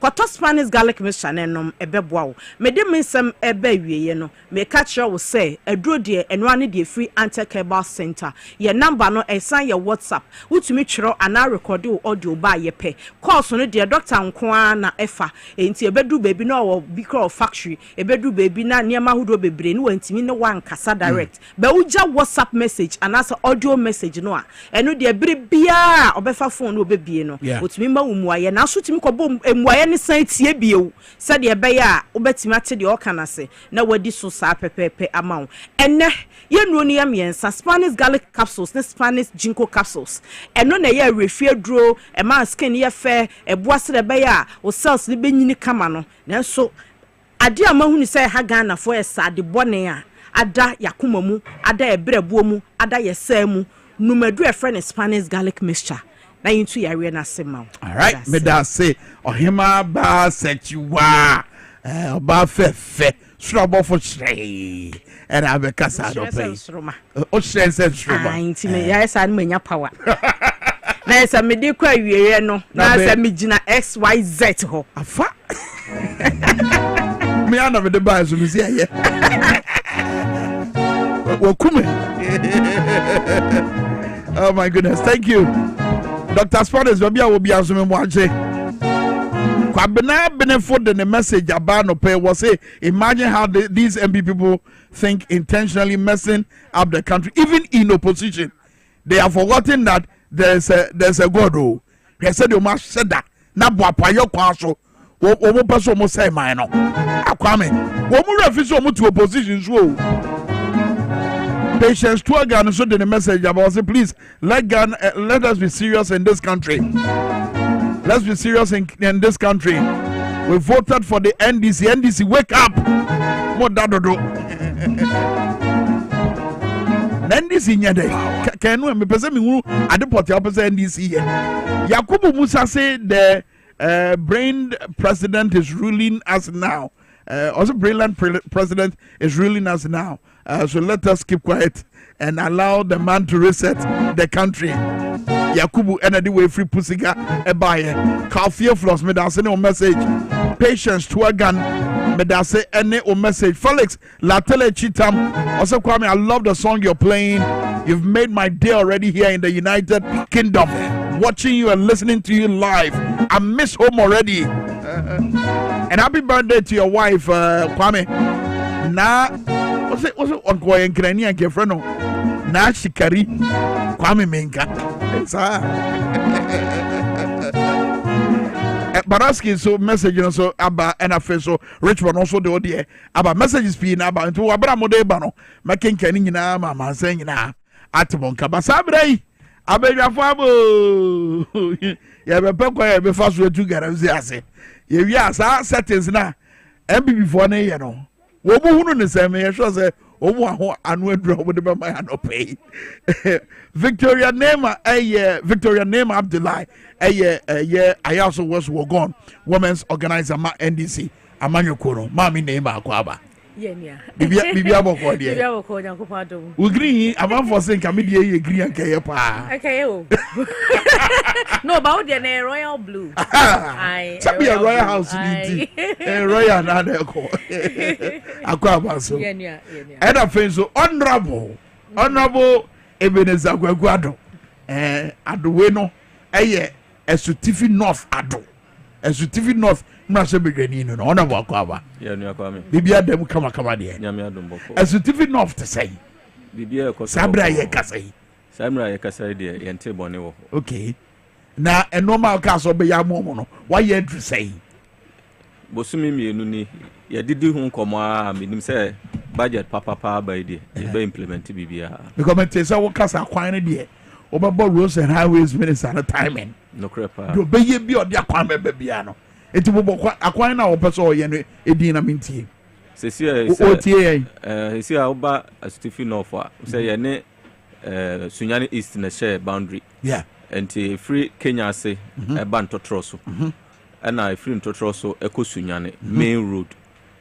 And none the biggest challenge and sana Kenya say town roads. And I face Oba mene Sunafo North on so a share boundary. Now Oko Sunyani a branch road I baby see mim. And also so NDC the contract in 2016 MPP for by an ombeche contract in the farmer or Moncrofo nipana na the original contractor no or no ne de no basi never be o yedru no asan say but the omo man nipa foforo no ma hu say o the gravels aguso and no de ye kakra but ye be say ye be yama no aye kama but the okike ya kwan foforo opese aban ne ye meboa and because some budget ni mu a it appears as a ya kwan siesie and ye be hu this year enya kwan foforo ana me de na enya kwan foforo okay say if free and totroso kosunya no eye kwan dada na atutu in fact President Mahama Baho during the campaign time no ono ankasa admit say sunya kwan no ban totroso no de enye kra enti ye bomb ho enkomo e tu ho na mo se de be ya omampanyi ebe nani ebe ko akohwe amaye minim se ye wokwan bibira ebe fa so a e betumi aye se de omampanyi ne airport company ye nhihye ye bia ene ye hu terminal 3 no me ye sure se enkomodie betumi akoso ama ekwan no yaye abrayi bi aban emfa ne sika nhim minim de enti amekasa material can have say mama Victoria nema say you also was for one dey wakwan dey money problem ezio ba enyinam kania sisu da reset ya ba be kan dey ene say dey baba bia extra na mo dey say muti mo enjoy ye ntini ye sa ai mo we share kwan ni bi ehonu ma portals ni ade ewom se ne o kan no akwan siesie no e wo say ebi eso na anu ya ye MP honorable John Dumelo traffic light I will punglo. Yeah. Nipa bonifo bi ekotempa. Wow. Emma essay. Inti or appeal to urban roads. Sene be or meba to his aid. Na nyame adom no otimi purchase devices na obe hiano. Yeah. Aba omoye installation. Inti no yankohwe ebia yenhwe nkosi be next week day na traffic lights no. Nyame adom na eye ejuwa. Greater Accra Regional Minister say wo ma enkran asren. Ebi asomoso. As in street lights no or making sure so din na ye adwuma ebi aso ye so on say o share ayewaso so go na Ponglo University of Ghana area ho no ho na as the central point the metro eno no upon Bauleshi Mempasem any Christian center areas no an American house oni nyina e kan importem ho nti no o share light e wo ho East Legon police station ho no interchanger na no ya no e ko ye ho jamboree and also ewo hono ma lighter ewo hono ni nyina wahwe afisi ni nyina oguso a oye down to Abelempe any Perez area hono kwa to some parts of Achimota forest that is the roundabout na interchange na ewo hono e also kan ayawa so go eho nyina kania no asan ye adwuma kania no ko kania na enya adwuma baby enya adwuma no eye mame Teresa Wuni ho side Achimota forest eho nwuram ho no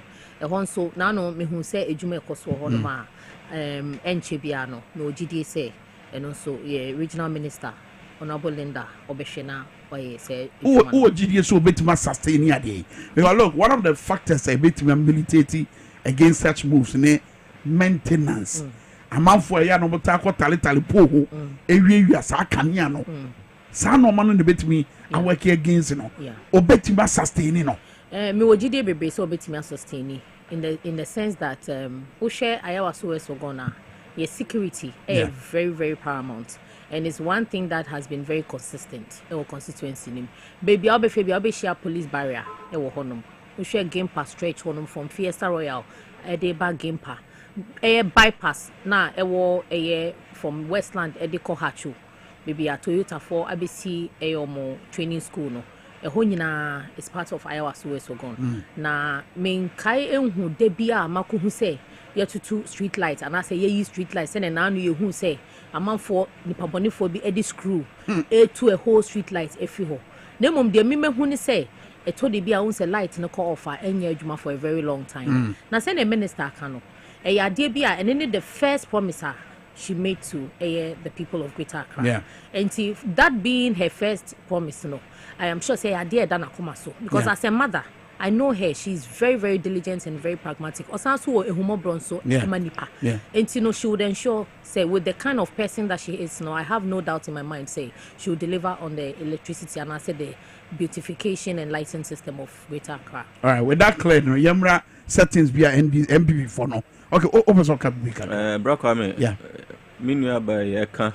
That's right. Mame emfa ade ento asutifi no for yewo krobia efre ho kwa ufri Kenya as number 1 na wo call bin krum na wo call donko krum no wakokwa be 3 weeks ni omo transformer ehye na ya tu ho anamo anopa me ba studio ya no me ne VRA panyina ohwe asutifi no of akasa Mr. J wa show me say omonsa ka transformer ni bi ni mu me osunyan enti ma me gina so frɛ area manager o hesunyan say Stephen North ne nkro no bebre ho a ehye sunyan ase in terms of VRA operations Northern Electricity enti ene area manager Mr. Adon so akasa make say o tamale but wa show say one VRA panyina owo Stephen North no ebedin kita ho na omo ababe replace enmanimu ya enti me man for monka makoma ntomo yam o sa man for send message anopai madi ho djuma ana afi so Tunnel Bridge kwa me say bridge there abribi am ba bia me kan 2021 ana MPP for ko bugu ye tunnel nyensu ketwa omuko bu bridge a e wo so nyese na kan ntimi mfa so but in the promise say omo fix foforo besi ne bridge no ntimi nye ye so wo hwe budget ya stored projects projects a konkon ho no sa bridge no me sure say 50 number composite bridges abra no mo ba bebu bridge na gu no the initial conversation is aban no a select 50 bridges or person or constructed na asutifi north Tunnel Bridge no na ka ho enti we have budget page 17 number 9 table na ho no number 50 number composite bridges and related civil works Ministry of Road and Highway adwuma akeka ewo baabi a me minim say asutifi north Tunnel Bridge no ka sa 50 bridges no ho na me assure me manfo eno ne ade a ehia wo mo pa sese asutifi north ne ma miensa bridge no yakwan na yenkane na fi network but akwan ne bridge no the most pressing need for now and until na we free ntotro so eko kumase a agisa obefa Kenya ase na wasi hwidiem na wasi achirinsu ya ansa wako nti obi betima free hwidiem woni ne beko kumase dakora ko fa na the same cost ewo kumase ba wo de na sanse wo ko nwan ansa wa ba be dru ntotro so nti no wo de ne bo be de for the charges no to so nti Tunnel Bridge mene honorable Alhaji Collins Dauda mene no na bohye ya di nkomo a enim say road minister ebeba be complete nti me manfo mo nka makoma ntomo yam bridge no ya be ama kania ne de na mama adwen aba ne say mama Victoria name ye nyina ye ni nkomo we ansan ya ba this MPP for and am making this MPP for settings no ansan ya ba so na fe ya ba Galamsey nkomo no so hwe se de mfidie se ye na enwa behia se yebesa ye nsiesie no e ka bibi fire maintenance culture over the years aban dada na wo besene koye no ubobusa ho se no mo ya maintenance na because mo ba ye beyond a car mo beto ye no asa behia se mo besene to anamon na makoye nsiesie won homa bi atocho transformer eblo ne no ho nkronoba not just a Sotifi North. But look at Ashanti region and Predodo a yedundundun momukania Greater Accra no within a year Nungwa and its environs. Na isi for so mu yensie it na be 10 mu hono yedunkania sa kopim no nsia ansa ne so within that period no obi a wɔyɛ adwuma no na sɛ kanea no ɔde yɛ ahwɛ no ɛdeɛ na ɛkɔ so no bra Kwame me gidi pa sɛ MPP for no ɔmo nim sɛ Ghana for bi yi ɔmo afra konya so enti saa deɛ ɔmo kan de to Ghana for tirimama ɔmo to abama ɔmo 2016 no ɔmo san ɛde hyehyɛeɛ bi agu hɔ a saa de na Ghana for egyina so 2 NDC 2016 no ɛbɛsan aba biem ama Ghana for akasa abere bia saa aban we ana nipa we ba bedi ɔman ne so no enema we nkoye because 2016 MPP campaign na yedum so and Mahama ɛde nhyehyɛeɛ gu hɔ a Ameri ene other plants na ode ba be solve dum so no ode ba ye and Baomia even confessed say obi a ode dum so ba ye so wa sign asolve a ense say ye den ye bona ba so because MPP couldn't manage the economy and for that matter electricity ayewo omanum to the extent they say ananu ya omoye so omode ka Ameri plant no Kumase or to Nidin for Frodia Kumase. No, they knew say there was a challenge. First, financial challenge, and secondly, technical challenge. Say Ghana for any ebeya adreno or Matiasia, Mahama is in to fix whatever MPP for Aseno.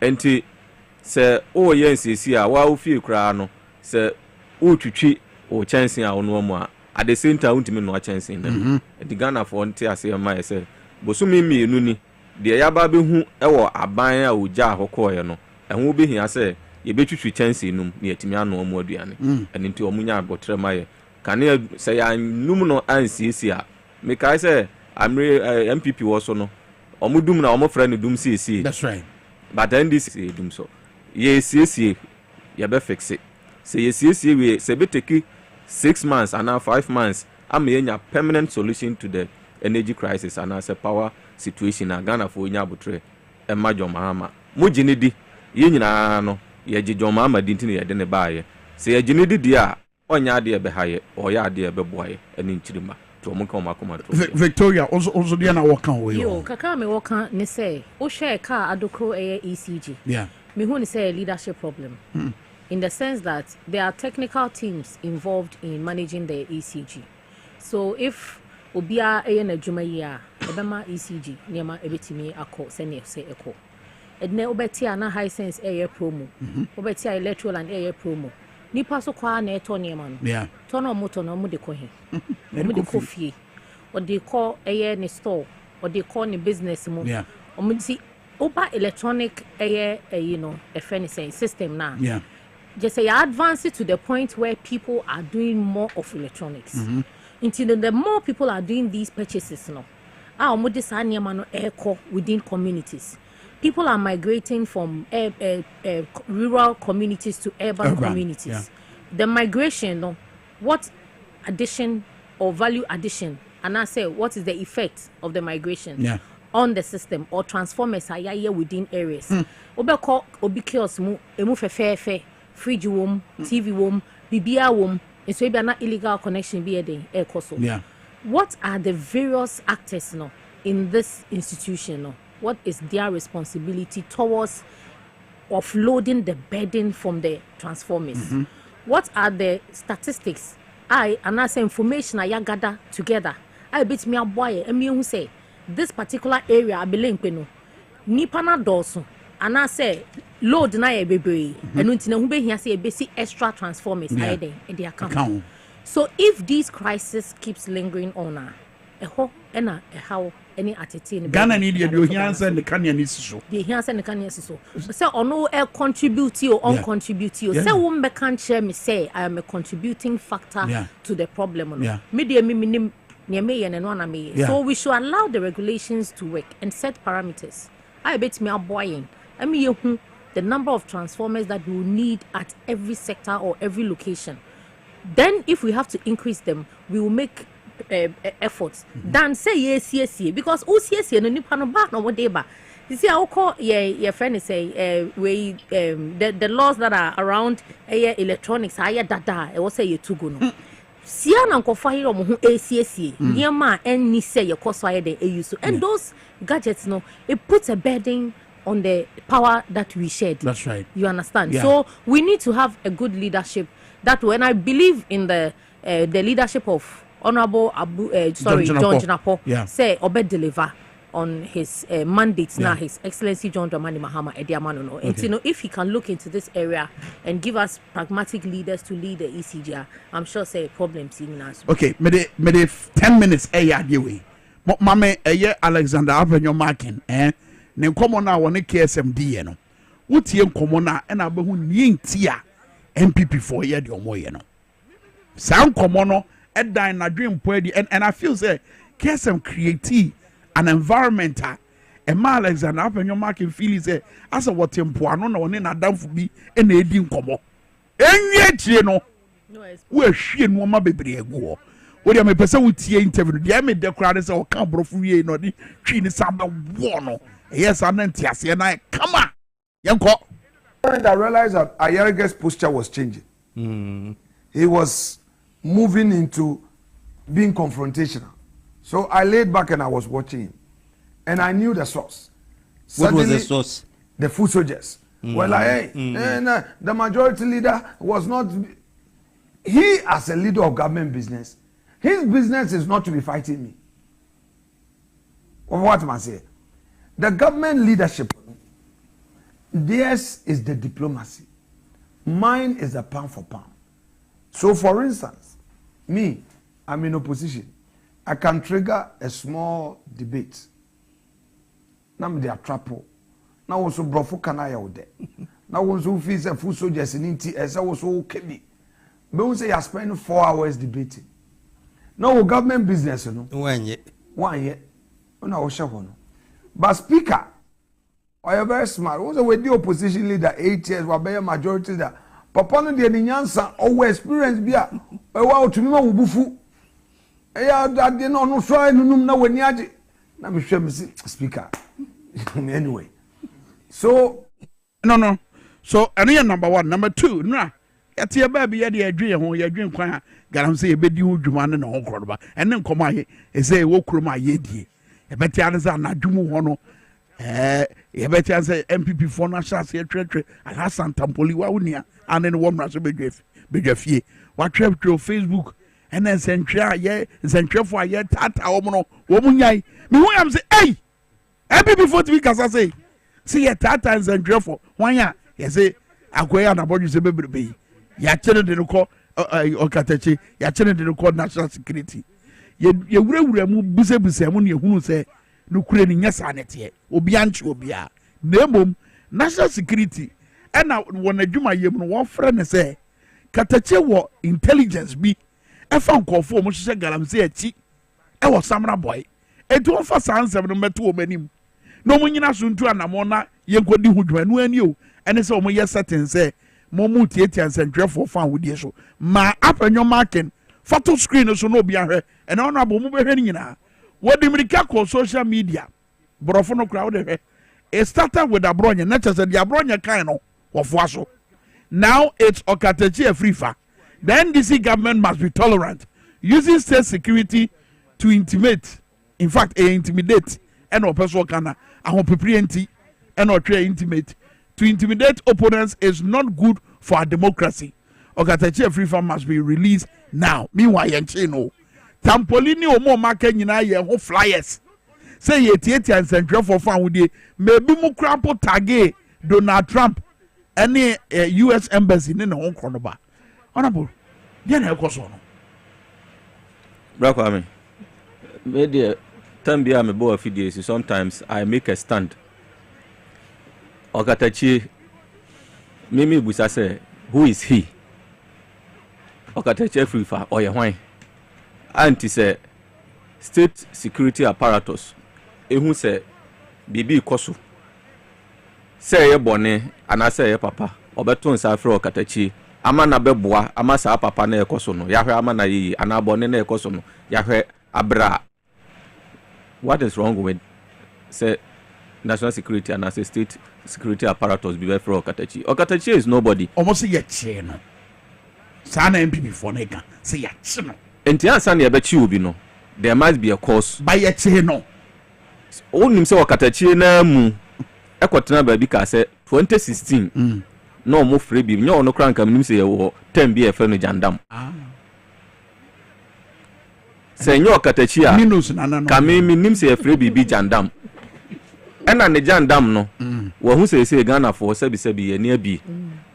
Enti ono ya kanena na yehu se oyo obi no ene yehu se onyo obi a ene obekwa akwhye speaker minority leader chi, but afenyo he has gotten it wrong. Jandam no, he is not supposed to be doing jandam. He has to be a responsible opposition leader. For now omuni flag bearer, he is the opposition leader. He has to be responsible, I'm telling him. This time no me ba me say ye ni abre. Because 8 years no more wasting. So our budget no more. Eka almost 761 billion or more jato Ghana for so. And you almost say hunu we sebi and ye beso so de abu o man no. It omo person mo sway attention on. And to ono aka say obetimi de niam bia but just to delay government business. These are some of the tactics. Abronye he was invited because Okoka said John Mahama akofa sika bia to fie. Sika was editu ya work sika. And to omra me kire ba bia sika ne da no. Say afenyo ena obi kan se wakofo obi sika sia ntinko man pa kro mechere ba Canada. Look, enema bi o ha se yen mo attention a ena o mo susu benya prominence. Me free say san komo we no ma yen so so. Me mo attention. Dabi. One man dey Okatachi is somebody and say man attention. Or your social media person enra afenu gina Parliament House. E can say enema ni bia na ogina ho kan no is for social media. Wow. So I see him as a content creator. Not a responsible opposition leader. But that's it. Victor, Ria. Senior Honorable Akano. Yeah. Very simple and straightforward. A orchestration. And I can see, say, from all indications, no, Okatachi is one of their actors. Wow. When it comes to Niema Afinyo Markins, Adanedi, you see, Senior Afinyo Markins, any KSM Kasano. Yeah. Wame ati say. Ono timi crash ede esheda e provoke your majority leader, and our majority leader is supposed to be diplomatic. Yeah. Why a mass amrano? That is per his standard. You understand? And for someone who can deliberately create a drama or on one kasabe setting ebetronic scripts now or acting, this is one of the scripts what Shodiama Ghana for. And send your Honorable Akano. Okatachi is a content creator or a social media activist. You can't in some for send Alasan Tampuli kana. I don't think say he is a journalist, and therefore the news in its first appearance are fully flat. So because he and Chase and Choni bia no crebianim. And for a social media activist, send your omoyam vetting. Afinyo Markins Timmy spent 3 hours to prone and to go into details on ministerial vetting in some of my social media. So it's the same thing. Okatachi akasem and a national security for a day. A friend is a bra, never boy in a church. So if wo as a minority leader, what mean to me? It's me the only partner for 3 hours question on Nema or throw on the social media.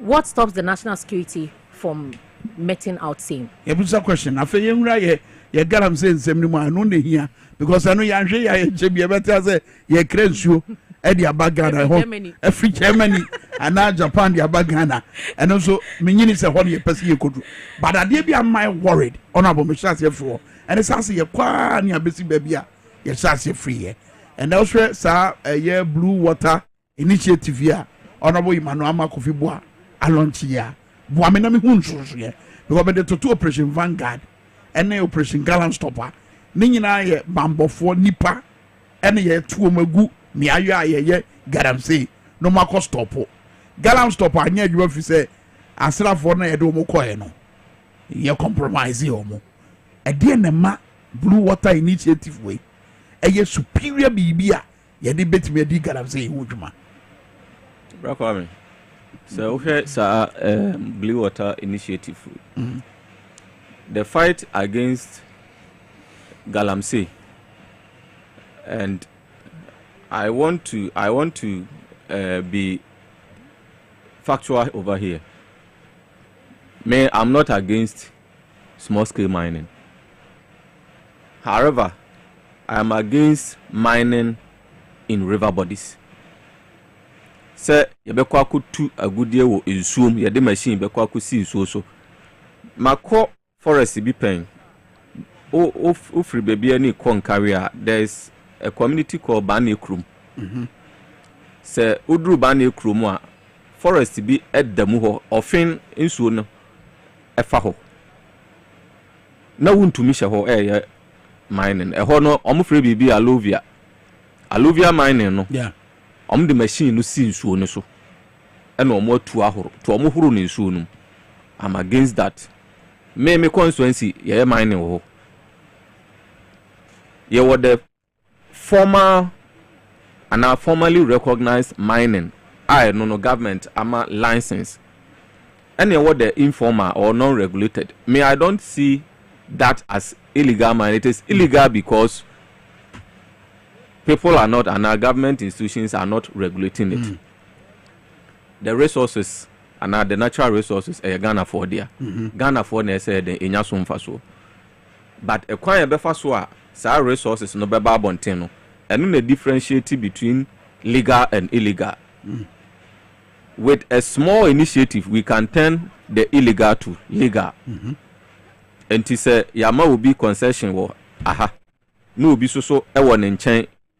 The Yaman concession, Yaman crata, no, your friend, the illegal. But the no so one chain, why Yaman crata, and you see illegal. And the adding to Yamma, the one chain, no crata, and I am regulating activity. No. But the minister, forest reservoir, MPP abano, Eddie share in Nipakubi sa, and I say Nipakubi quatna moa, na crata in your modumaso. And South Forest Reserves here, so it is quite unfortunate, and I say, ironic, I say, your forest resource, no, Nini now become no, a former good year. And how do we manage the situation? So, her Blue Water Initiative now, a means of protecting our water bodies. Yeah. And our minister can say, out of 9 forest reserves, yet me flash out. Illegal miners from 7 of these forest reserves. Yeah. But I don't crowd or Rastos as I don't call about Bontian because it's as no and said no cresa. Well, he may have unknown evidence, but the minister report to actually that is, I'm speaking from what the minister said on the floor of Parliament. Parliament is a house of records. And he say Erastus free so boa obetime the entire minister Ebuano Ababetuja. Yeah. But Minister Amayati say out of 9 forest reserves ebi muko remu abra omu kutakrata no omu omuko remu no yetimi atwe omu api. Sana minister it's a reclaim. Reclamation is different. I know a different activity. Ya flash out these people from the forest reserve no. Since you da ho see ebo nsuo no ho ban. Say asasina say I was see a reclaim. You can't use just 6 months to reclaim a land. Okay. And you know, and this Yabai under John Mahama, we want to carry Ghanaians along. And to be a biano, or moon follow ye no moon who say, Adia yebeyano, adia, ebeboa or mine. And the Blue Water Initiative no is to protect our water bodies. Mahu social media post to be a addresses soja nibi, and I trap my maybe so at chances, soja nina and Timiam. I'm more Galamsey whom better than Mameno. And the understanding no me who say Jandam Nabia. If the soldier was taxed to flash out illegal miners, Naso one Timia, and they are buying that. This time around, Sama Ameno and you know flash out illegal miners. The military and the forestry commission or the forestry or more joint task force or more man. The Blue Water Initiative no timamufu aye treni omo said de ensuo na eda ho no omo behwe na omo abon ho ban se enua na ebedua wo nsuo ne nchen se enema bi na wo nsuo no ma ye behwe se ye begeti ni nyina out na obi ba aba beye nsuo no mu adwuma na se o ma ye whistle blowers and say they will have their job description and they are not going to perform the work of the army. Okay. In NTSS, but said the mechano media madwin chire mu no ye ka galamsey enye tambia ye setete no it doesn't mean say because where you sue asra for nana.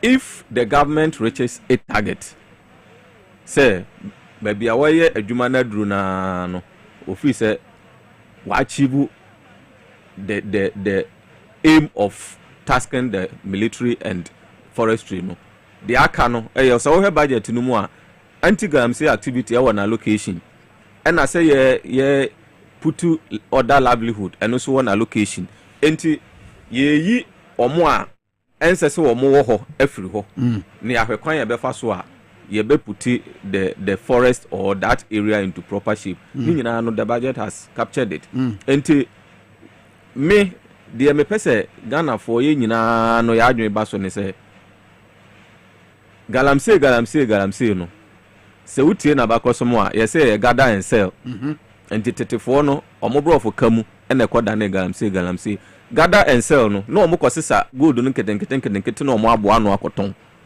ansa na broni kure hu se gold wa ha enti odi mfidie bi be den e ba betu broni ne baaye no yama ne krata asefo afidie no betu but ye locals na wa ha no broni na adwuma ne ntimi mfa omu nyina how do we sustain the livelihood of these people obi so adwuma ofiri say obitima no so me free say this fight against Galamsey no we can best solve it when we use the bottom up approach. Lance minister conference bi I had the opportunity to speak as an MP me free mining community me catch no and I'll repeat it here say Galamsey fight no and fight against illegal mining no we should use the bottom up approach omo ye involving sa adwuma no if we engage them omo abekere kwan a yemfa so solve no omo ye into that activity no omo ye bibi eti amra no na me chere say ye no mo transe yes omo abekere kwan a yemfa so etubetwa na eti amra no sesei no enti amra because medical ka say the distinction is the fact say we there krata bi da ho a emra ye den enim we there krata bi da ho a krata na ho a emra enim enti the difference is say we need to know emra ya we need to know emra nya we ba omu nyina ya fuma gudie no mutu so it's about the processes and procedure in mining on says oh Galamsey activity na say the ye can me can non formal mining the uhe difference e wo mu na sometimes you can associate death say Galamsey no amanfo wu a won sheda ntia because of the process a omodi to but ye timi regulate me krom yen say nsu ho me krom ba bi omutu for magudie no yen say nsu ukoko ebetima betu koko na si gold abra yentu koko ntontwene how that is another topic for discussion enti so hwe said the adwumadie no city we have to make a clear distinction between omo say nsu no ene omo yebetima aboa omo ama den omo anya that is why the government is considering this cooperative mining na emabunu no nka omo homom ye mehwe ba bia akwanya wo na ye mo krata na regulate no omo nya adwuma ye beba sa cooperative mining ene ye friend say licenses ahodo krampo a no ya te say ya sanji ya revoke ye and insurance so but Victoria Nema on the face value you know the abind ya to akwam so far no and no never buana including the almighty blue water initiative ye better ye papa is excellency John Dramani Mahama say with this initiative which is a border and I say a cross section of the research Ghana manifesto or they call a pro now DNT and I be do sa enkomo iso I want be here say ye be the initiative a friend blue water ni nyina ne say nipakuo bi afa kwan bone so niema emretia because Ghana mra etia say obeye mining in river bodies. Ghana mra etiano completely wrong. Say obakotena insuso say o mining. Na insuso so a ewo ne nkofo no nimu no. Ode chamfan akosi insuso. Ode ye exploration. Exploration na all ye no.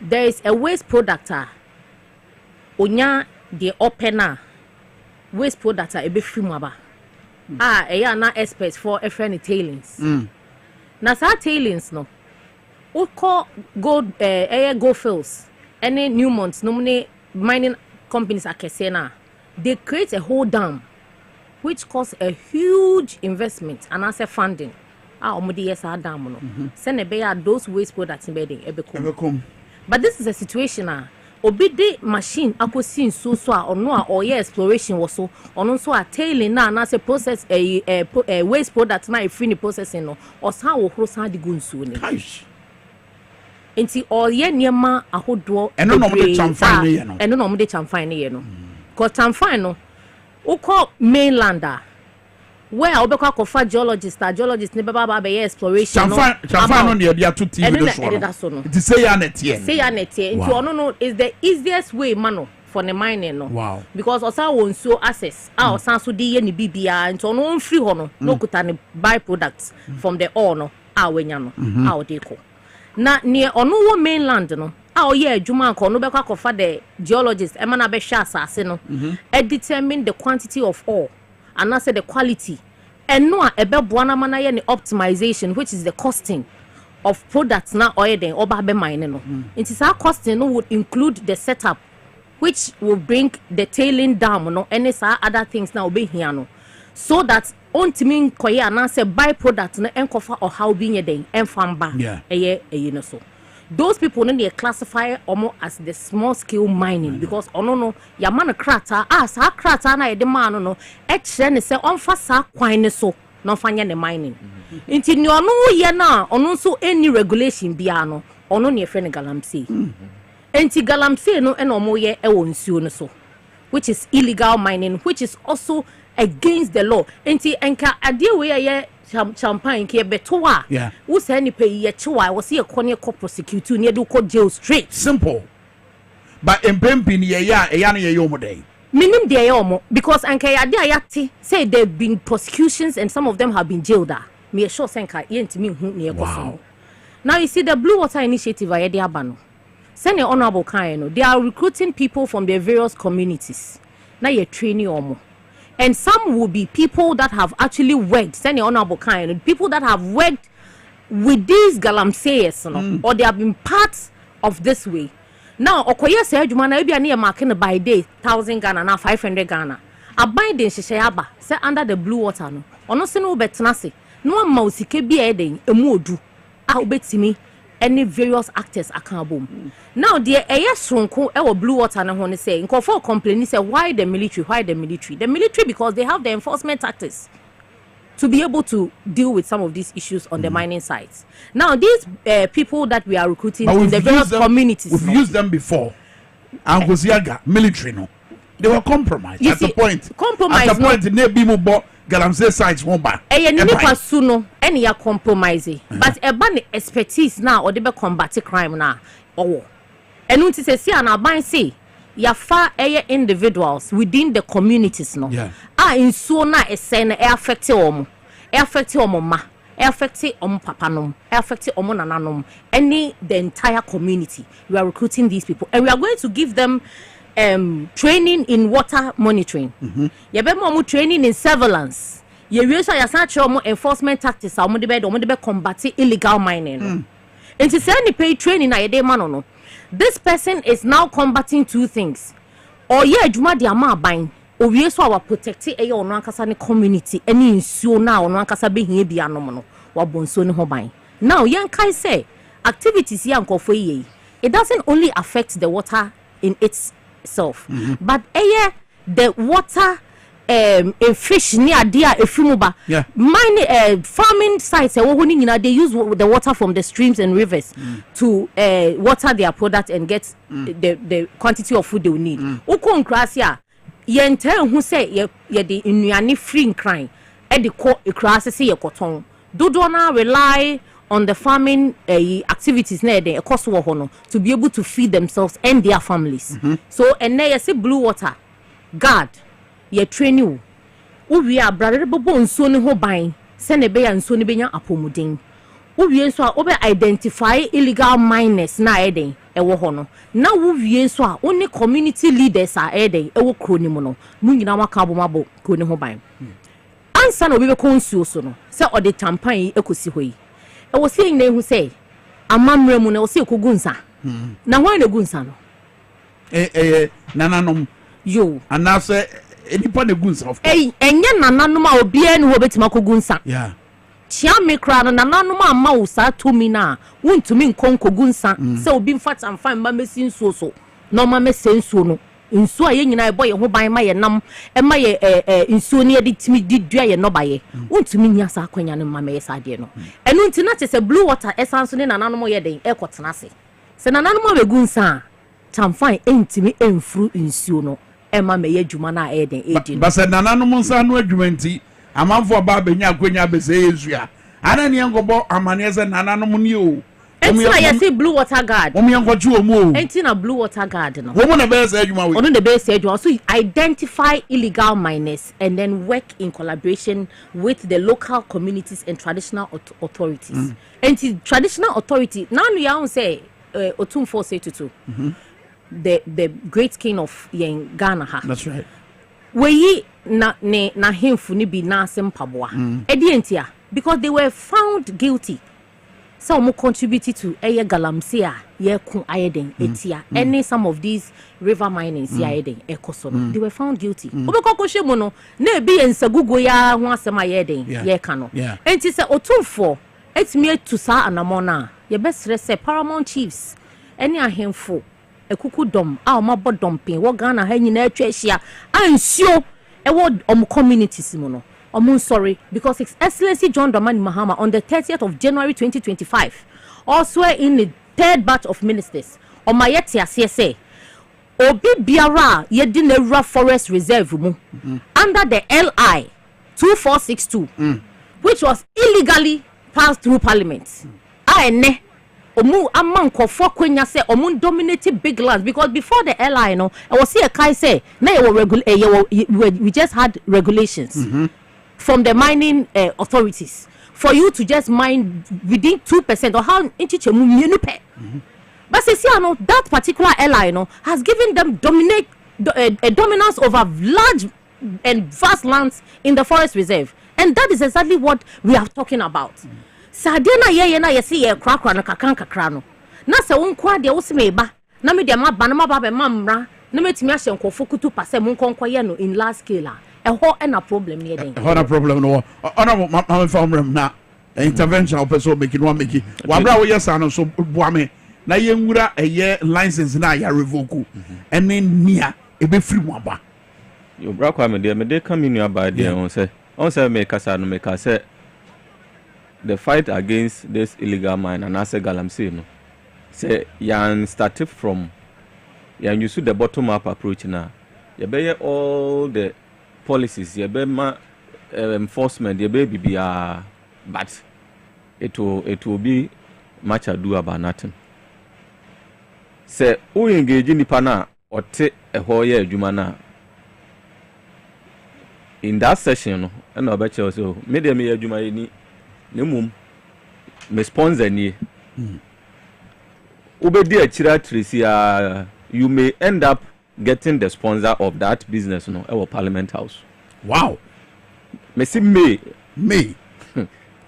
say to banasa e bet to me abase the ono things so no so ye adwuma no I know I'm against it but e bet then ya stop us ade no say oh make policy na say opese wo so ano nipa na wote ho no you have to start engagement is key ono be catch us me de me wo ho na me minimadwuma na ni so na emum minisika am de koto chamfan minisika enti we na me sponsor then you bring the sponsor into the engagement me kra de wo mu say me na me sponsor na so na nakura nim hu bi then you get until we have to start from the bottom. Asia hono. Yen fa omo enka ho in the fight. Me na me ya de we. Na me ka so obra Kwame. Ade me ye o ye say meet me ajai. Na wo ye mamia. Se me san koye bi mu a me ni wuni e o chi me a straight. But when you know the root cause no, you can never fight it. And me there I'm only recommending say in any I support any initiative of the government to make sure say we don't mine in our river bodies. But in as much say you person too sad and no, we have to start from the bottom. Me a mining community, and I'm ever ready to assist the government to carry out that engagement. But so far, Omo approach a kwanya honorable Emmanuel Kofi Boa e faso ne no ma hodo a odi atoto akwam no. Sa bottom approach no. For now no. Ne anamo utu no. Perfect. Yeah. Especially so omo forest reserves. So we say adwuma na wo ye na omo wo nsuo so ene omo forest reserve no. Omo na sisi a no ye pese ye stop here even that licenses no ya gigi ni nyina. Until gradually no once we flash out those who are mining illegally in forest reserve, the key word is forest reserve and river bodies. Yeah. I know there obi enu obe so sad. Na the abesene kone. I mean, for instance, want to me ebe told you say we mining in forest reserve. Emma Minerals Commission Babontin. Yeah, Minerals Commission Babontin. Ebe ka say anamona wotu no etiamra. Mama panyi ko gina Galamsey eku edwumadi ase aya bon dwa. Because man panyi dada. Ego gina ka say no there want me you know entiamra. Say you reset da ben ye be revisit those cases said the be ya manfo benya hotoso say ampampa wudi sa boni we ya emra ne ni ubedi enti me wo gidi wo minister or he ensase ne ye natural resources no say obi bia aban dada no ma no tumi emienu on say mining and minerals commission establishment by an act and o mampanyin su timi etna ne na konwa achi na wa issue executive instrument na no so ababeka enti se minerals commission say wuntumi ade na oye no enye na o mampanyin kokasa ya what na no na kan we don't just take o mampanyin asem for granted. Asem bi o mampanyin ba ebe gina ne na so aka bia no asem I say queen and I say king cambro for na say a mistake it becomes part of the dictionary. And in that utterances o mampanyin nana do ye no indirectly no ebetima ka say nka wa bo minerals commission emra no kra to. Wow. And that is the level of leadership and I said the kind of leadership Ghana for near Timua and unti omunya 38.8%. So enti Brakwa me de make an say said the beya e bin CBM na yebetimi atu ase no. I'm recommending the bottom up approach. However, omo river bodies in there say moak ene ye de beko ho akwa get omo out because a video now will show you. Yes. Nsu a ebi munumu. Yes. Ofin river no and na ayesa no. Yeah. So how can you go and take profit and create mess out of? Yeah. Because nipa etwa ho ahia no. Nsu a omonom no. Yeah. Ba wo de afidi akosi so. And I will say nsu no. We are na wabepe X mineral water no. Anom. So you come to add to what honorable Ekano. You see, Omampeni kasa no kokasa e wo Galamsey fo nenimu no. Eli na ye kan 246. Mampeni dada, sorry. Yeah. He was speaking on the November 2022 Eli no mo pass ye no. Enu na na oye den ode ekansem. And yentie in summer a statement His Excellency John Dramani Mahama Ekaye on the 30th of January, also in the third batch of ministers. No, or say government will ban the issuance of mining leases in all forest reserves and promptly revoke all leases issued under the previous government. Case promptly. Closed. Yapon Omampeni akasa. Send honorable kind no. Or say Omampeni kasa na say enye kwa beto dictionary way ya record at all. And His Excellency John Dramani Mahama or say ade yo. Hey, ono we a friend say appointee under his government impo ye mistake. Now drive a record do. Say we see pay $2 million obepamo. What I say? Now waka say meji a forest reserve license ha. Yedi ama enyemra kwanso me revoke. But yadi bi o between or revoke between 13th December embassy 25th February 2025. Right. Within that period, the number of licenses I issue here. I mean total number here 397. And on the average, now you issue 5 in a day. In a day. Every day biano. Okay. Yeah, issue can 5 licenses. Emu 55 a small scale mining licenses. Emu 8 a mining leases. And emu 334 a support services licenses, which is class A, B, and a C. And then actually. So Oshe the Wakaya support class no. Omulujumani is different from actual mining. Oko mining more omo support services. Obi oha na or your contractor.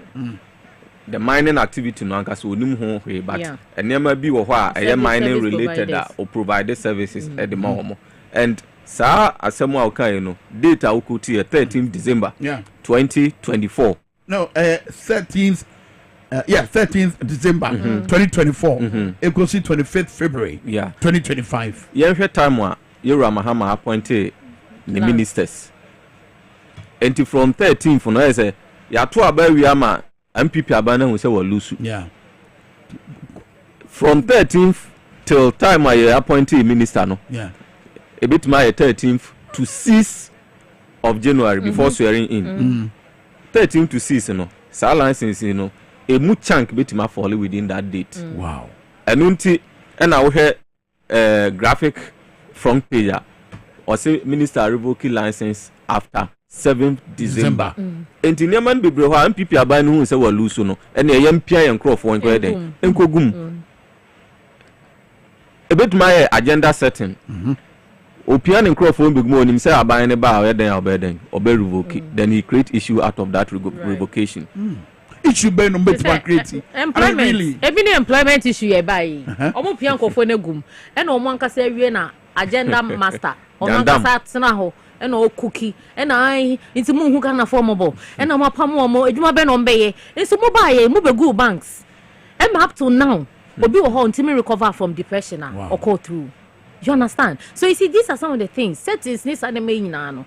E ya ma omo in opposition. But they should also remember the larger picture say Ghanaians are discerning by the day. Enti enema bebre wo hono ma wo ya kai say obeye eme ensusuanso no ebewie no it will come back for you. You understand? Now you see who can mining leases they all forms part of the ALI now on the buy in November 2022 no, so that people can capture huge lands and mine. At least small ones ne kwa de send ye eja me brother Samuel Bote Hajo me coach back up e kire me no on say omo kona omo okoye exploration na ube hu say okay gold wa ha uba wenim kakra no be say gold kakra wa ha uko wenim kakra hu say gold wa ha nti no e ho na ya nkofo kofom no ma chichia e de amom ho layers thank you nti ene ofa kakra we fa kakra ha na we so fa kakra na we afa kakra wa ha say but senye honorable akane ni nyina is about bringing these people together. And interestingly the gold board is seeing to this.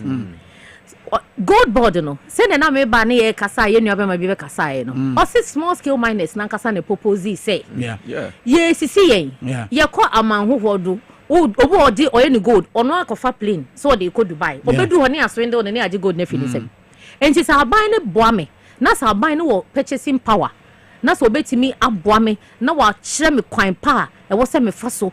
Ah, you bet me afa experts, we to say me brother some obote hajomo, ah mukuta optimization expertise, and exploration expertise, on bet me a boani to me a shena, sanko fuina, ye do moba together. Send your cocoa board, you know. You see the simple input of the gold board, you know, and one cocoa board, would no wash and na. That's right. Say cocoa board, your cocoa marketing company. You'll be sir. Entina is a brother Samijin fee, Eddie Akotine, because he is the head of the precious minerals marketing company. Yeah.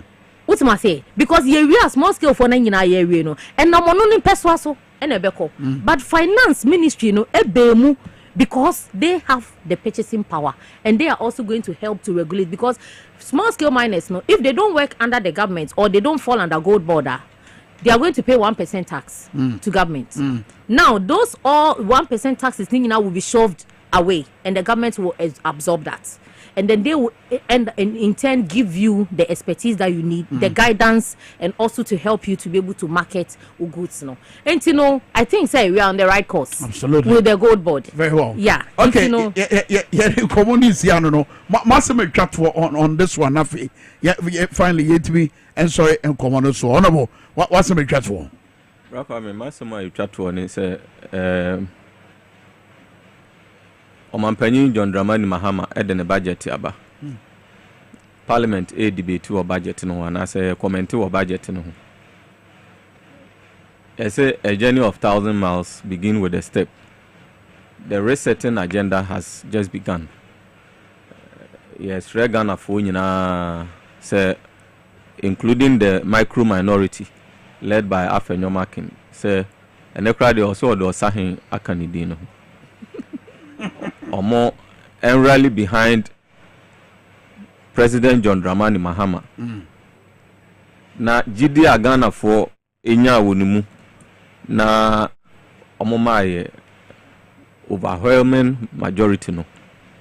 Yemfasa Jidi no. Emu omai no. I know it is the responsibility of the opposition to criticize, but they are best at that. Maybe the use of the word opposition, now you're from alternative something. No, for now. Yeah, you should those words now. Black Kwame. I don't see the current minority as an alternative. As alternative. So they should rally behind the president. Yeah. Na omonton sempa no fi say bibia e ba bia no mo constituency bibe kɔ hɔ ama mo so anya ho mfaso ade a Mahama aka wo budget mu bia no e ya ade a e be boa Ghana fo including Ghanaians in the constituencies of the micro minority Afenyomakins ono kra de wo mpe DC so ka so okuhia ne nkrofo no but obenya bi said the beya saa ensem wo budget mu no obenya ho mfaso. Well, Victoria Nema. Yo, me de me kasa ni bewe ye no. Me ye beda ye papa His Excellency John Dramani Mahama say. Owing to a democracy hub for nema omo ye ba ye na anu ya Attorney General aja omo omo fa hodi. And now enuechi no, they've taken steps to be able to rescue your water bodies no, any your forest reserve no. Now the message say we are constituency chairman, we are regional chairman, we are party executive. Nasa o mining community, you are in a forest reserve. We need chia, nema say air koswa. Kai say the leader has already decreed say a idea on pay and on so on so near a quite bia so befa so beba area no obefa so. And this is a call, it's a clarion call. All executives of the NDC. Unim say Jumedia ye di uka hubi. Uye no kwanya emfa anase enemra kwan no ense emfata. Tie di omampani aka no na emfa ye hunye den endomu. Na chese mo obi a ho ban. Se nyaba se woni akono. O di animu tu foma gudie wo kwantiri kwa so a mo obi a ho ban. You see e ho na ye ka emani no obedi. And say na papa aka no oyo obi a se o semra odiso no ankasa no leadership by example. Enti no as eba na ebobo no wo show huye no so na ye nyina ye de bo oman no ho ban ne mesan so asene say we should all champion this cause. Obi wo ha oye timamuni de course no on tiase otimi hu say sa waste product sene ko ba onima de kro say ye fa ekwan bi so na yetimi train omo te niema na eye illegal miners ne ye no insunsuanso a efiri mu ba any or how na e de bebro mo na me so say omo ankasa hu se bibisa akra ekoso a onnoa emo nkosi ho nkoton Anti-Galamsey fo emo mu ntondi no bebo dede se ne be ya e be frɛ asem no na yaka na afi ho no women but that's Victoria Nema Abdullahi women's organizer mind this Amanyokon war I also was gone constituency and attend in Canada Sansuna honorable Kwaguado as you TV North Brasho Jani and attend in Canada did do the F the two Franco Parliament all me do it and every show bag and I am Mama Kunyantina why na 2028 biba asa me yaka asebio Yebesha nyame ya no machina wo Dwaboase opa 97.9 once again happy birthday to my beloved wife Dorothy Akusika Minkah Mrs. It's the royal blue. I get it. 10 years ago, no one years a wedding. Oh, I see. Or try 10 years. I see. Yes, King Nicholas, the power money back. Bye bye.